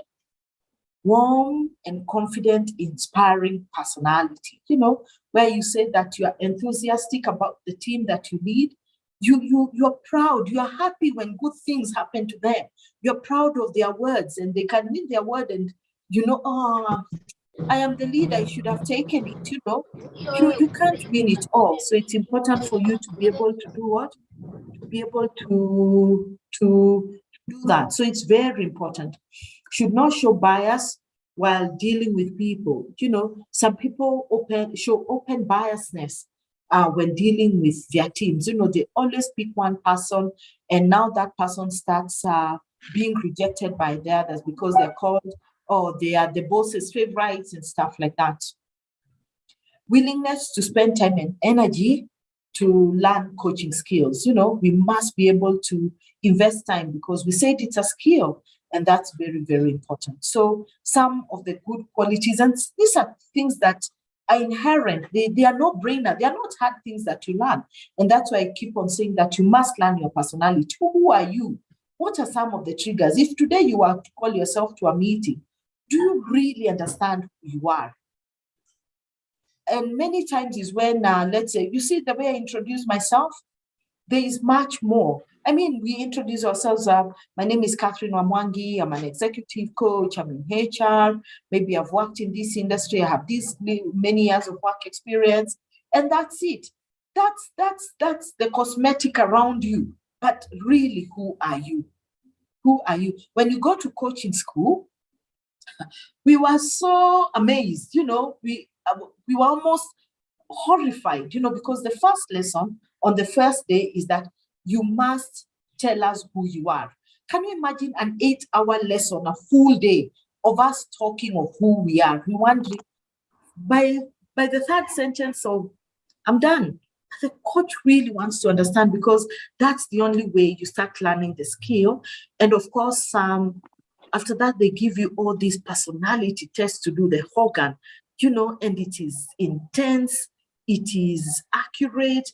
You have to think through some of the things, leave the personality where you shouldn't think too much, but they are the real Hogan. I think Hogan is the tried and tested of really learning who you are. So, and I know many organizations will engage it at a top level when they're looking for the C-suite or the executive team. They might want to invest in the Hogan assessment test. So, but really analyzing who you are is extremely important for you to be able to become a good coach. And really knowing that I want the best for the other person. A coach wants the best for the other person. That's the ultimate. When people reach their aha moment, oh my gosh, that's it. Is that what your supervisor does for you as an individual, does for the team, and they don't shy away from having to let the people take the brownie points, and they're there in the background, well done team, it was really nice. Okay, great. Okay, any question? How do managers show biasness? A lot of biasness in the organizations that really build to a bad culture. Anyone? Yeah, okay. For managers, investment is something like can't really control. We have rights, we have every person has a right. So they tend to probably give them more responsibilities, or they tend to think they are smarter than the other team. So how do you deal with investment? If you want to be there, I've tried waiting. I don't know. It doesn't go. It's very noisy in the background. Can all of you hear? It's only me. Is it only me? Or is it very noisy? Okay. So yeah, people tend to have favorites, and why do we have those favorites? Sometimes I do understand how favorites can come in, you know, but a good manager needs to be self-aware that they are not doing that deliberately, so that they're able to help other people. You know, if you're a good performer, like what I said, you are an exemplary performer.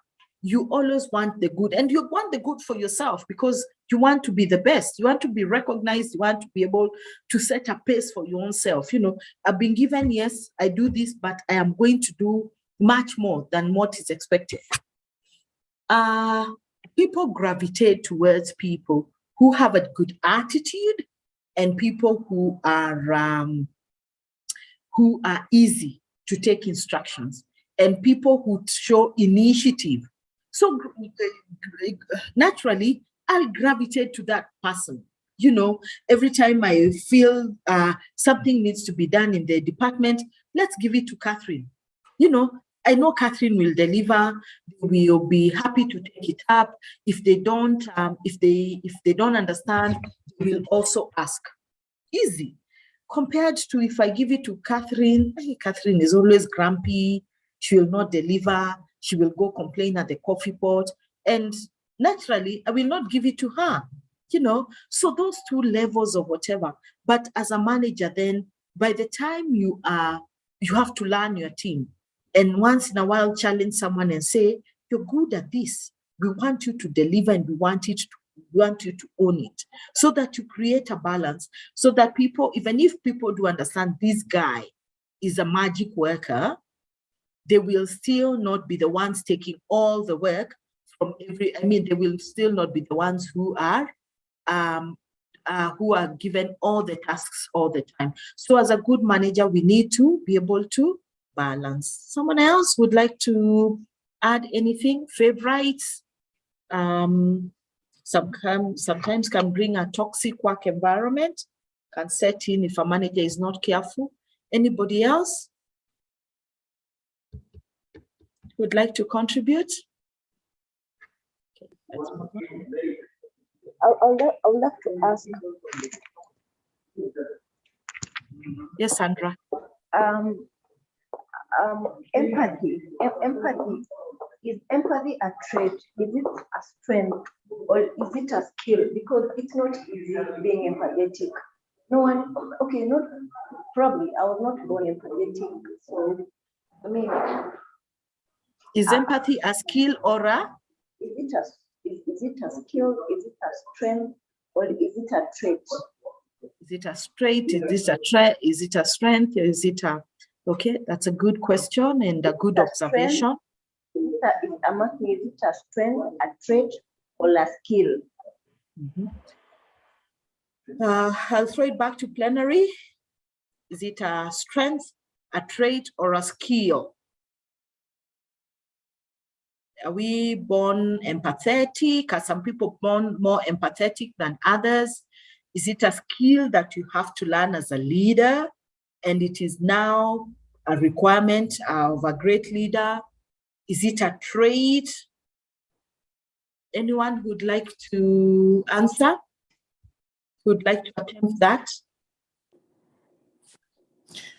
Is it all three? I can try. Yeah, Hello? please go ahead, Brenda. Brenda, Yeah, go ahead. I think it's both internal, but more likely a skill, I would say, for a HR person, because it is something that you need to build a skill around, because there's a lot of perception that HR people are supposed to be empathetic. And at some point, if you don't learn it as a skill, people take advantage of you. You've had cases where there are people who they'll come to your office and start crying and shedding tears, and probably whatever they want is not even true. So if you're not able to read through such people and get to the bottom of it, then people will take a lot of advantage over you. So in as much as you're supposed to be a HR person, yes, you need to have empathy, but it has to be in that proportion that it is also a skill where you learn to sieve the genuine from the fake, because it's a job where you deal with all sorts of characters. And you need to, if you're just empathetic all round, then you'll also find yourself in a lot of trouble. So yes, sometimes you have to balance and know when this is a genuine thing or not. And I think it's more of a skill than using your heart. More of a skill than using your heart. Okay. Thank you, Brenda. Know design when to use it, when to understand and when to use it. Interesting. Thank you, Brenda. Someone else? Is it a skill that you can learn? Is it a trait? Is it a strength?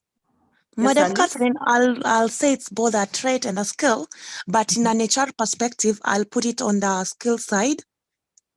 In that you have to think through what the person is going through. But when well, on the other side, it's a trait, but on an HR perspective, I'll just stick to the skill side. Skill side, but from a HR perspective, to understand what the other person is saying and to put yourself in their shoes. Okay, thank you, Alice. Someone else? Different opinion, different observation? Anybody else would like to contribute? Anybody else would like to contribute? I think for me, it's really something that everybody should aspire to have. There are some people who are more empathetic, inborn, very empathetic, will go out of their way to be there throughout. You remember where I said we must learn to be completer finishers, but we leave it and say the world has moved, learn to move with us, you know. But some people will stick there and make sure that that is done. I think the ability to show empathy is not vulnerable. It's not show that you're weak. It's a trait if you want to connect with people. It's a great characteristic and it's a skill. I'm not sure it's a must-have. It's not too good. It's not good to have. It's a must-have in every human being. Some people are more empathetic compared to others. Naturally, they don't struggle to do it and to fit themselves in there. Others will have to, they straight line jacket. This is policy. This is what it says. I've read the book. That's it. And they're very inflexible. So if we want to change the narrative for them, they must learn that trait. And how it's a skill that needs to be learned now for them. So we are saying it's a must-have for any human being, and a must-have even more for any leader, and a must-have for a coach. So, and since not all of us can be empathetic, it's something that we need to learn. If I was in the other person's shoes, how would I like to be accommodated?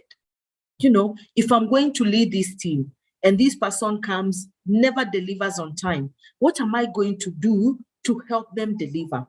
If this person has a bad attitude, how am I going to help them have a better attitude? You know, and of course, I'm not saying that it's CC life at the workplace or in the world. There'll be consequences. We've tried everything and we're coming now to say, well, we've tried, but even you know we've tried. By the time we are coming around this table, now it's time for us to met out the consequences. And the consequences is maybe putting you on PIP. Another chance, but really a structured way for helping you. It's not to say that we have let down our empathy heart. It just shows that we are trying much more. And if it fails, now we also evoke another way of separating you from this organization, but we will have tried. So it's everything. We need to look at that yardstick that some people have it more ingrained in them compared to others. Others have to learn because it's a critical competency in the organization. If it's not in your competency pillars, you must go and put it in and define what it looks within your values and your culture and within your business. This is how it is, and define it and start ingraining it slowly by slowly in the organization. So thanks, Sandra. There's no straight answer to that. Everybody must have empathy. The levels of empathies are very different from others. It's not to say that there will be no consequences meted out.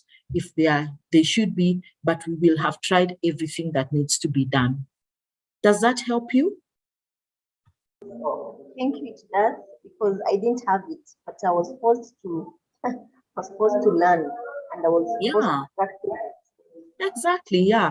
And thank you for sharing that. I didn't have it, but I was forced to learn. And it's I hope the learning journey was enjoyable.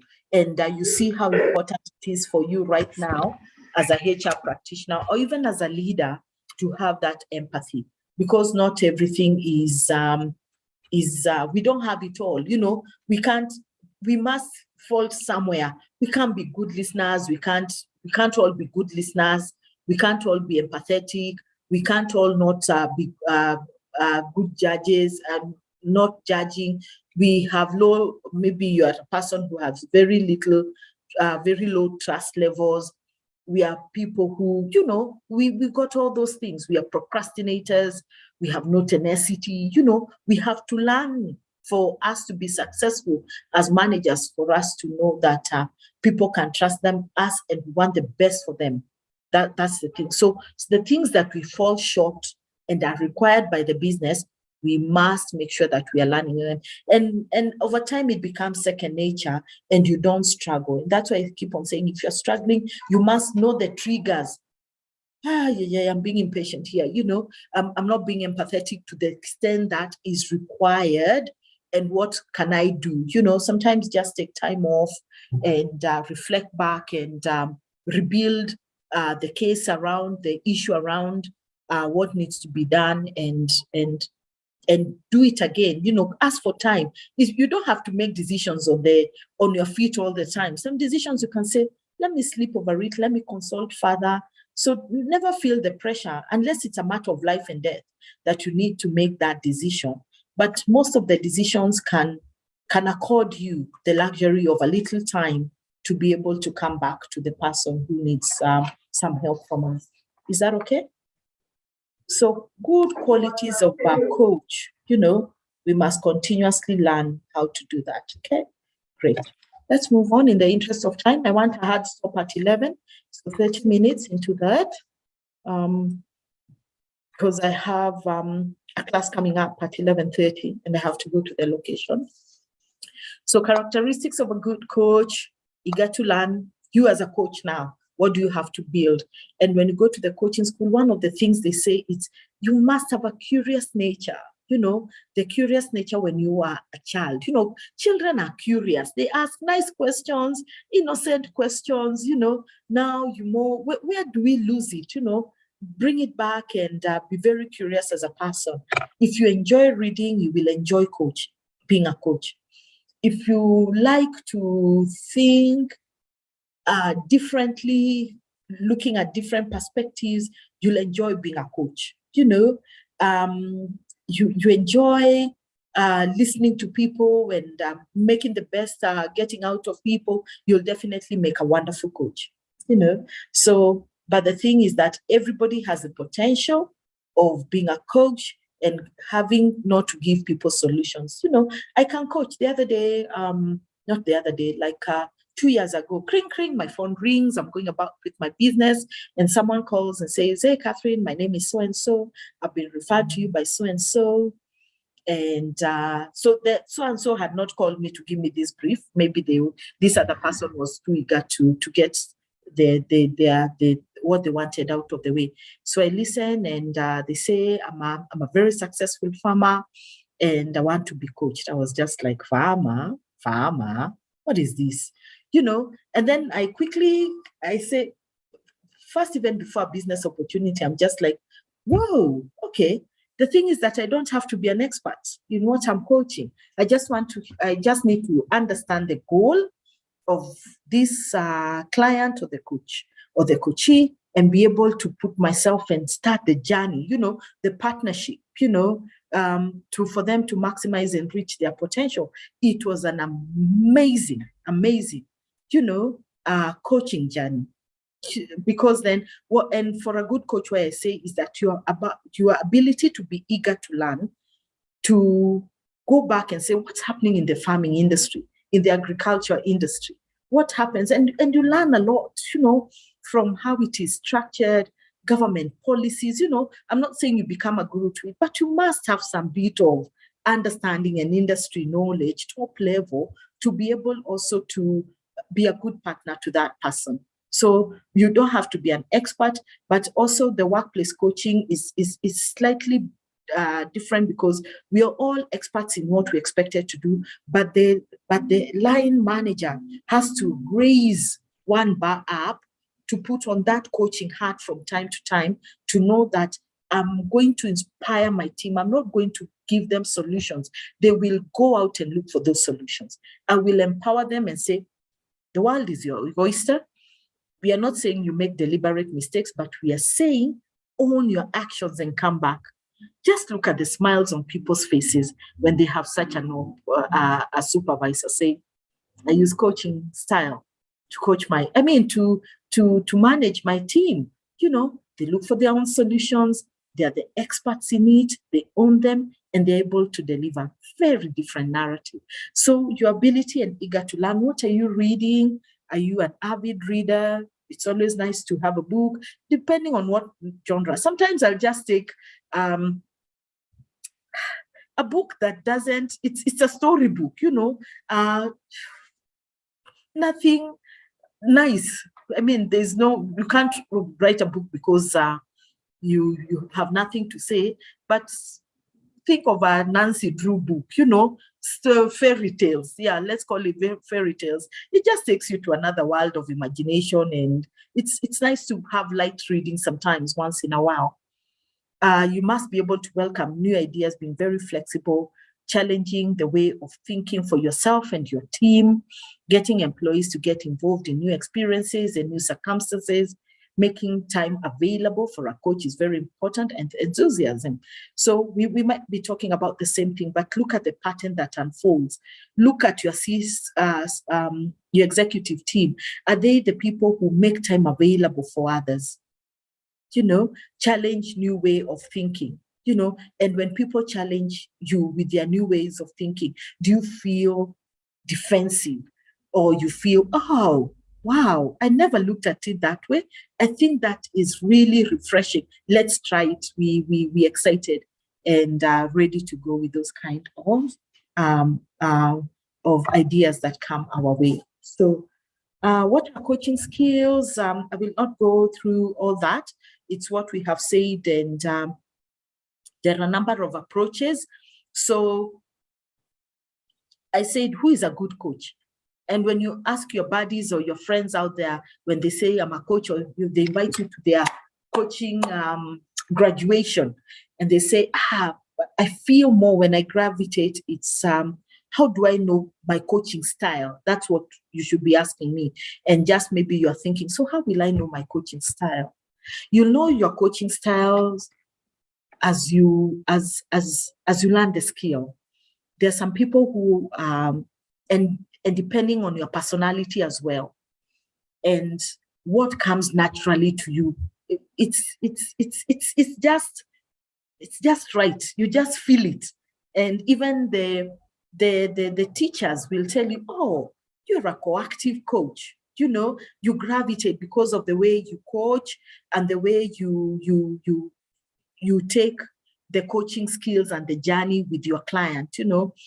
So some people, the most famous style is GROW, because it's very easy, and we look at it as we go along. It's something that I would like you to think, because you can actually mainstream it at the place of work.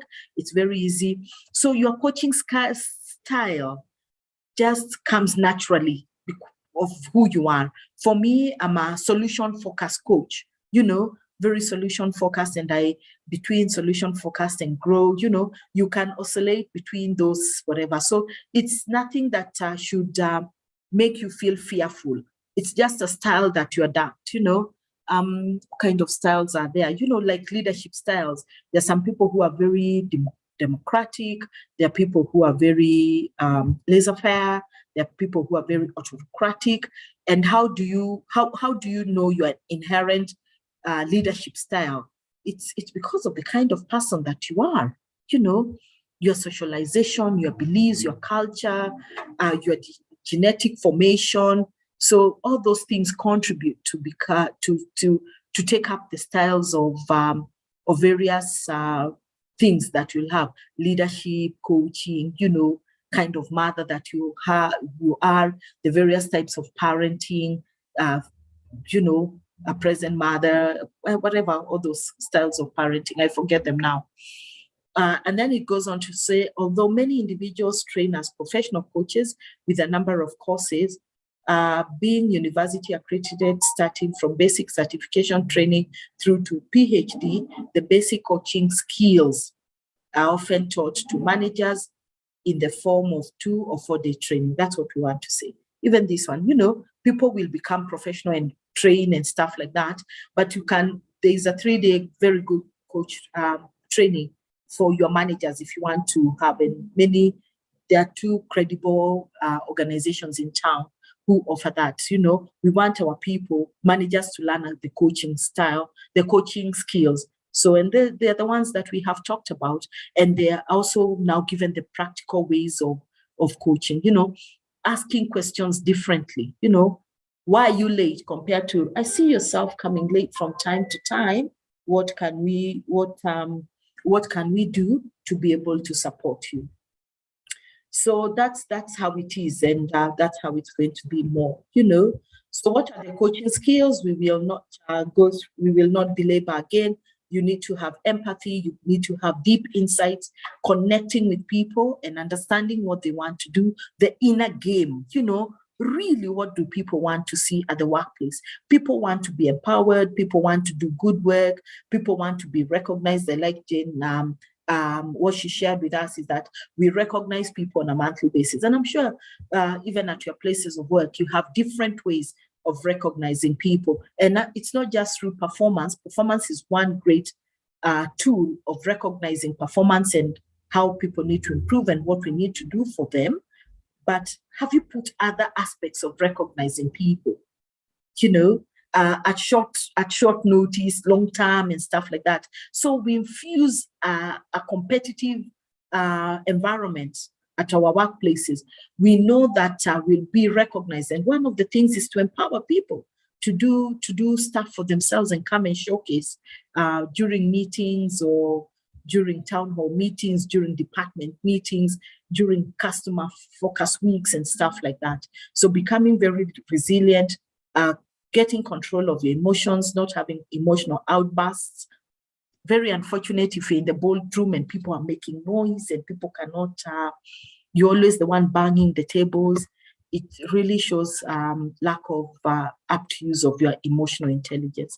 And integrity cannot be overemphasized. You know, how do we create trust, confidential information being kept confidential and stuff like that? Yeah. Okay. Feel free to chime in if I'm too first. If I'm going too first, just in the interest and running your own business. Running your business. We are looking for one person with 3 elements in the business now, around making sure that they can be able to be self-sufficient and independent. Someone who leads, during recruitment, I love this analogy where many people are using it now, where we want people with a business acumen and they are entrepreneurial.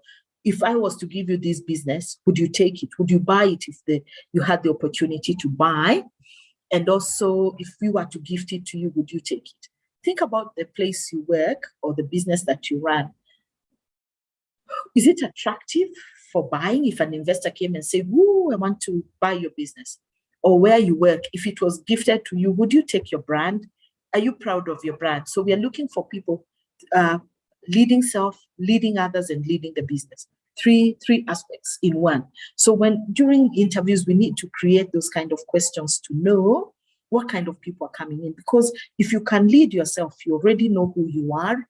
You can lead others and show success in how you've led teams before, or you have the potential of being of growth into leading people and leading the business, understanding the strategy, understanding where business, how solid you need to continue building this business, then you have a good candidate with you, so run it as if it was your own. And that's what we want. An entrepreneurial spirit must be brought in by people as you continue recruiting them. So those are skills that are traits actually that you need to look for at the hiring stage, so that it's easier for you to build a coaching culture in your organization. Okay, great. So I won't go through the myths, there are many myths and realities, and I'm sure maybe you can identify with some of them. When you came to this training today, you say, oh, what's coaching? Sports coaching and stuff like that. The first time, if we had time, we would have said what's coaching, and people would say, oh, like a sports coach, a football coach. Actually, coaching started from sports coaching, and then I'll let you be curious enough to go and read about the history of coaching and who started it, and how now it became a reality that we can bring it to the workplace and also to the society as individuals. So most of the time when we say, oh, we want to mainstream coaching at our workplace, we always say it's because we want to do what? Coaching is for losers, people who are not performing. Reality is that coaching is for winners, and they want to go to the next level and want to take teams to the next level. Coaching is about filling leadership and behavior gaps. No, it is not. Coaching is about an impossible future and changing your life in the whole organization. I want to do much more than what it is. It's not just leadership, and that's why we keep demystifying, because the top level managers are always so busy running the business and looking for the next big deal and wanting to make sure that they are reporting to the board figures. Even when we take them for these exotic courses in coaching, they never have time to come and mainstream it in the organization. I'm telling you, where you need to emphasize coaching in your organization is mid-management, not executive team, not the C-suite, not even the senior managers. You need to mainstream at mid-level managers. Your officers, because they're the ones who gel.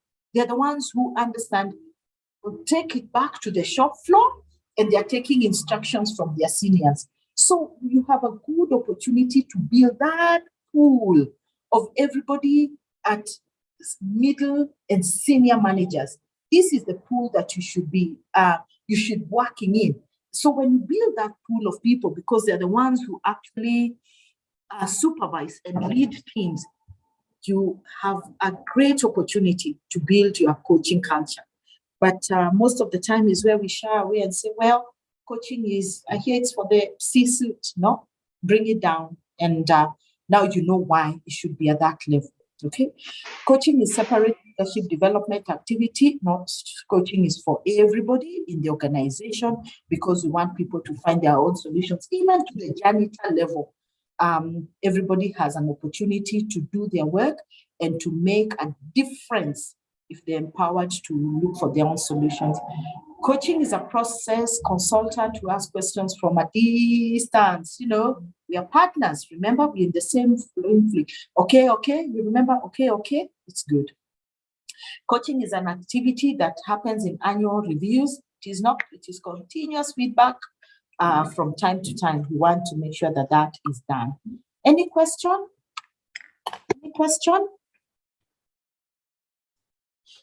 Any rejoiner where you see, is this something that you relate with the myths and the realities now? Do you? I'm sure maybe you do. You'll give me a plenary. Okay, great. So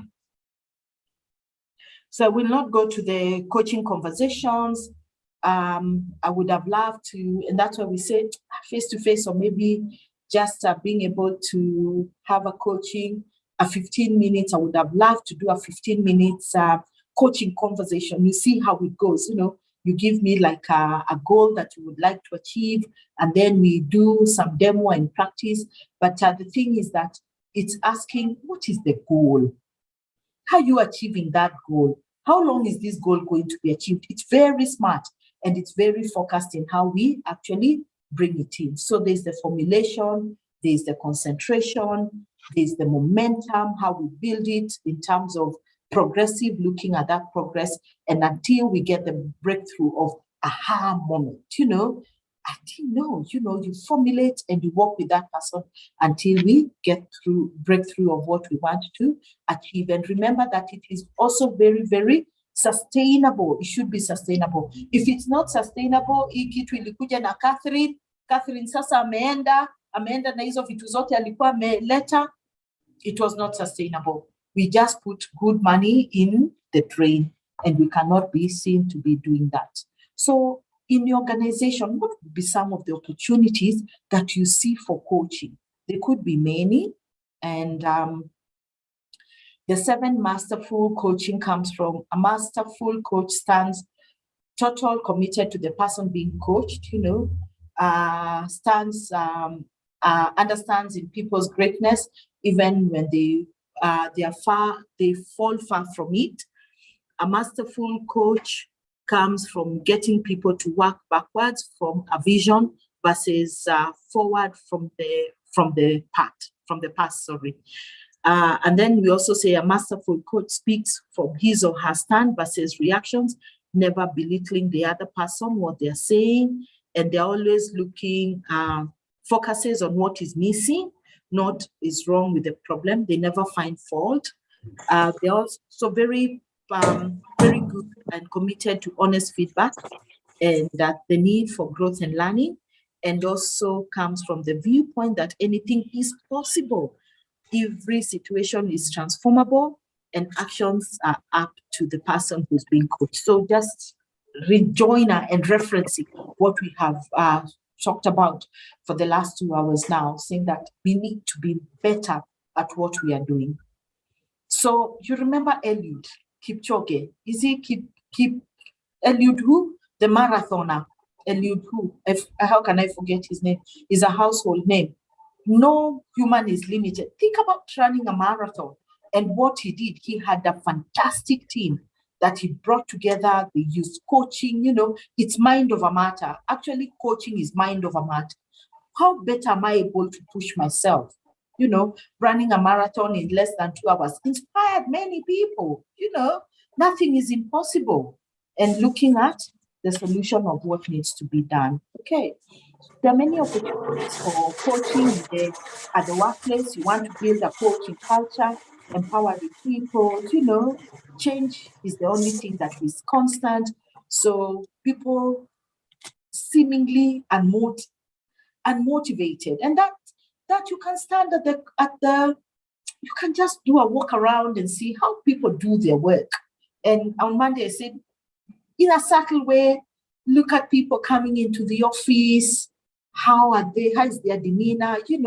When we have excessive errors, a manager has the opportunity to coach, missing out on deadlines from their team members or someone, falling behind standards. There could be many, many opportunities and circumstances. This is not exhaustive. It's just a tip of the iceberg. Displayed need for fine-tuning the skills that we have in the organization. Competition is coming. What do we need to do? So empowering people, and when they start dropping balls in some of these areas, so you infuse coaching to find out what is happening and to bring them back to where they should be. So remember, coaching is not for losers. Love this slide. Okay. So the 5 phases of breakthrough coaching. A coach alters his or her approach in moving from one phase to the other. Just looking, like what I said, do you understand your audience? How do you want to have a deep connection with your audience? Think about, we'll go to church tomorrow, isn't it? For those of us who go to church or your place of worship. When the vicar, okay, I'm Anglican, so it comes naturally, or the pastor or the priest says, oh, welcome everybody. Today we have a visiting preacher. And all of you, okay, fine. We look at that one. Already you're trying to size them up. How are they going to deliver the sermon? And am I, and you're told this so and so and welcome. And you very well concentrated when they start speaking. and then you make a decision in the first 5 minutes, isn't it? And this is true to everyone. When you get into a room, you're very curious of wanting to know this person, and you already make an informed judgment whether you're going to listen to them or not, depending on how they start off. And then that's why things should not be a good a punching line. More than 25 minutes, you need to punch it, you need to deliver the message strong and leave the stage when they still the greatest applause. That's what a good leader does, even at the office. You know, you need to exit the stage when the applause is at the loudest. So giving other people the opportunity, you know, to be able to come and fit into those shoes and say, and yeah, well, this one left something, a strong legacy for us. So the formulation, the concentration, the momentum, the breakthrough, and the sustainability is the key ingredient of really having a good breakthrough in your coaching. So allow us to move just a bit first. I will not read one for one. The social grease versus the coaching communication, what we have been predisposed to, you know, help and support. But when we move to coaching, how does it look like? When respect for others, you know, as a tradition, you know, I'm the one at the helm of the organization. You toe the line, it's my way or the highway. But in coaching, we move that narrative and we have a different way on how we respect for others. The strength, you know, the traditional way is that your position in order is to win.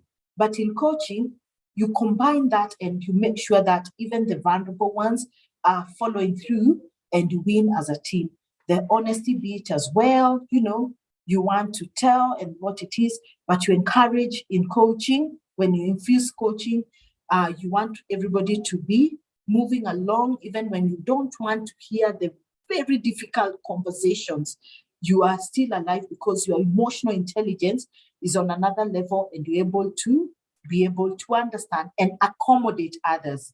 You remember where I said it goes wrong in the world is because we want to use, we judge people using our standards, but and lack of apt use of emotional intelligence, but feedback is very important, and feedback is the only gift that you can give to your people in the area of wanting them to improve, and also being not being more critiquing now compared to more to and less criticizing. That is where we need to put our discussions around feedback and honest feedback while at it. So I want any question so that I don't go too fast. Any question? Any rejoinder? Any rejoinder? Okay. As a coach is a thinking partner. So there are some good questions, you know, and these are some of the things as a coach, as a leader, you should, you know, you should be asking from time to time, you know, when you start, and it's a skill that you have to practice instead of why, you know. So you can ask some good questions and you can continue looking at these questions from time to time as you go by, okay? So think about our workplaces. A coach versus a boss. Who's a boss? You know, I hear lady boss, man boss, you know, stuff like that. But remember, coaching, we are partners. Even if you're my senior, I still respect your position, but I know that you have the best for me. You know, the coach listens a lot, asks, explores, seeks commitment from people, challenges the situation and what you want to achieve, works and makes contact and takes responsibility for what's happening, you know. But on the other side, you can see the traditional way of whatever, and that's what we are trying to move on. Many organizations, anyway, I believe, have moved from it compared to where we are right now. Many people have actually made great strides in the 21st century and moved away from there. So I'd like us to look at the growth model before we actually call it a day, and I open it to questions and answers. So I said one of the very popular methods, and managers go and learn this risk training, is using the GROW model for coaching. Very in tune with the realities at the workplace, and you can use it anytime, even as a person. So you look at one of the models is the GROW model. There are many other models.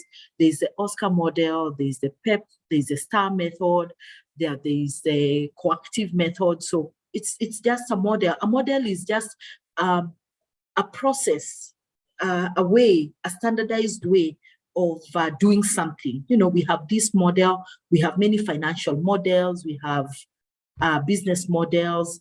So also coaching has a few models, and the one that is very popular and is very successful for line managers is the GROW model, which was developed by Sir John Whitemore for developing coaching skills for managers. So it's an acronym. The G stands for goals, and reality, options, wrap up, or actions. Provides a structure. The model provides a structure for coaching discussions with more experienced learners. You know, for less experienced learners, the process can be time consuming and often too complex, but don't worry about that. Once you get the skills, you know, what are the key skills in coaching? What are some of the things that I need to unlearn as a leader for me to further entrust my team and empower my team that they will bring results that are going to be successful for the business? And I trust them. I have empathy. You know, I'm a good listener. I'm giving feedback. I'm not judging. So you're already 90% on the winning side, you know, and then I'm giving assignments, and I'm actually now coming and saying, there's a goal. What's your goal? Your goal is to recruit for 25 positions this year. And we must have that headcount in by media, for example, because then it's going to support the business. You know, your goal is to surpass sales targets by 10% or grow sales by 10%. Those could be business goals. Then there could be goals for me as an individual. Boss, you know, I am looking at becoming the HR director in another 5 years. I know you'll be retiring. I want to position myself. So you start the coaching journey, or you come and say, well, I'm not being able to coach you, but I am happy to recommend a coach to go to a coach and see how you're able to position yourself for my position in another 5 years. Can you imagine those kind of conversations at the workplace? So the first thing is to establish a goal and to explore the reality. What's happening? You know, what's the reality? What's the good, the bad, and the ugly? And this is where the rubber meets the road for a coach. Ability to ask those hard questions, ability to be able to put yourself in the present moment, ability to empathize, you know, keenly listening to the said and to the unsaid, using all your coaching skills in the reality stage so that you understand and you're able to ask those deep questions until the person says, hey, I never looked at it like this. This is what has made me to be stuck in this situation. And this is how I am going to get unstuck. Then start looking at generating options. What options do you have? Even when you know that it's an orange that is going to help them to be able, I said orange because I have an orange on my desk. That orange is the one that is going to, you can't tell them you need an orange. You'll have to take twists and turns, you know, until they know, oh my gosh, yeah, it's only the orange. I was actually thinking about a lemon, but an orange seems a better option. And giving people the options to go and explore, take option A. For A does not work, I've got option B, and giving them time to go out and try the options and come back. And then after that, feedbacking, coming back and saying it's been a good whatever, I'm able to sustain my goals and I'm able to run with them. So very easy. This is what happens even in a meeting. You set goals, You discuss why the goals are, what is the reality on the ground, how is our business looking like, taking options and action points for people to go and make sure that they are doing those action points, wrapping up and giving feedback and convening again. So it's never ending. It's always going. The wheel is always turning. It's always turning. And I would like to say that coaching conversations should be natural conversations. How you have coffee with your best friend in your favorite restaurant, you've not seen your best friend for about a month. You know, maybe they traveled and they're back and say, oh, let's catch up, buddy. And when you go, it's like they never left. For you to get to that level with your team, it's a fantastic place to be as a leader. C-suite, every level in the organization, because we are not judging people using our own standards. Okay, great. That marks the end of our training. I hope it was enjoyable. I hope you are taking great lessons and learnings, and I am happy to open it up for questions and answers.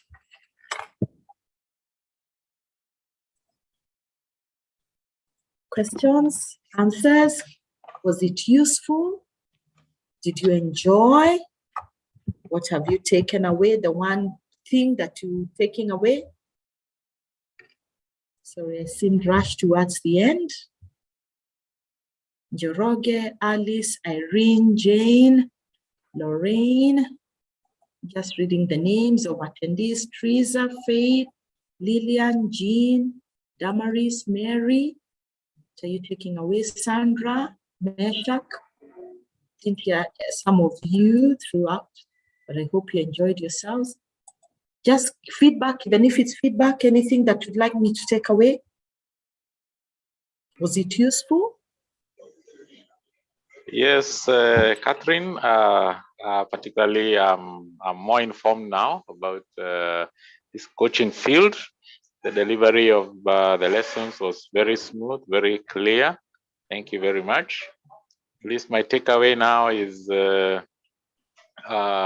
pertaining coaching is you work with the employees, fit yourself in their shoes, get to be on the same team so that you're able to be in a position to provoke creative thoughts that in the end might hopefully make the employee a better person and help them achieve their potential. So thank you very much.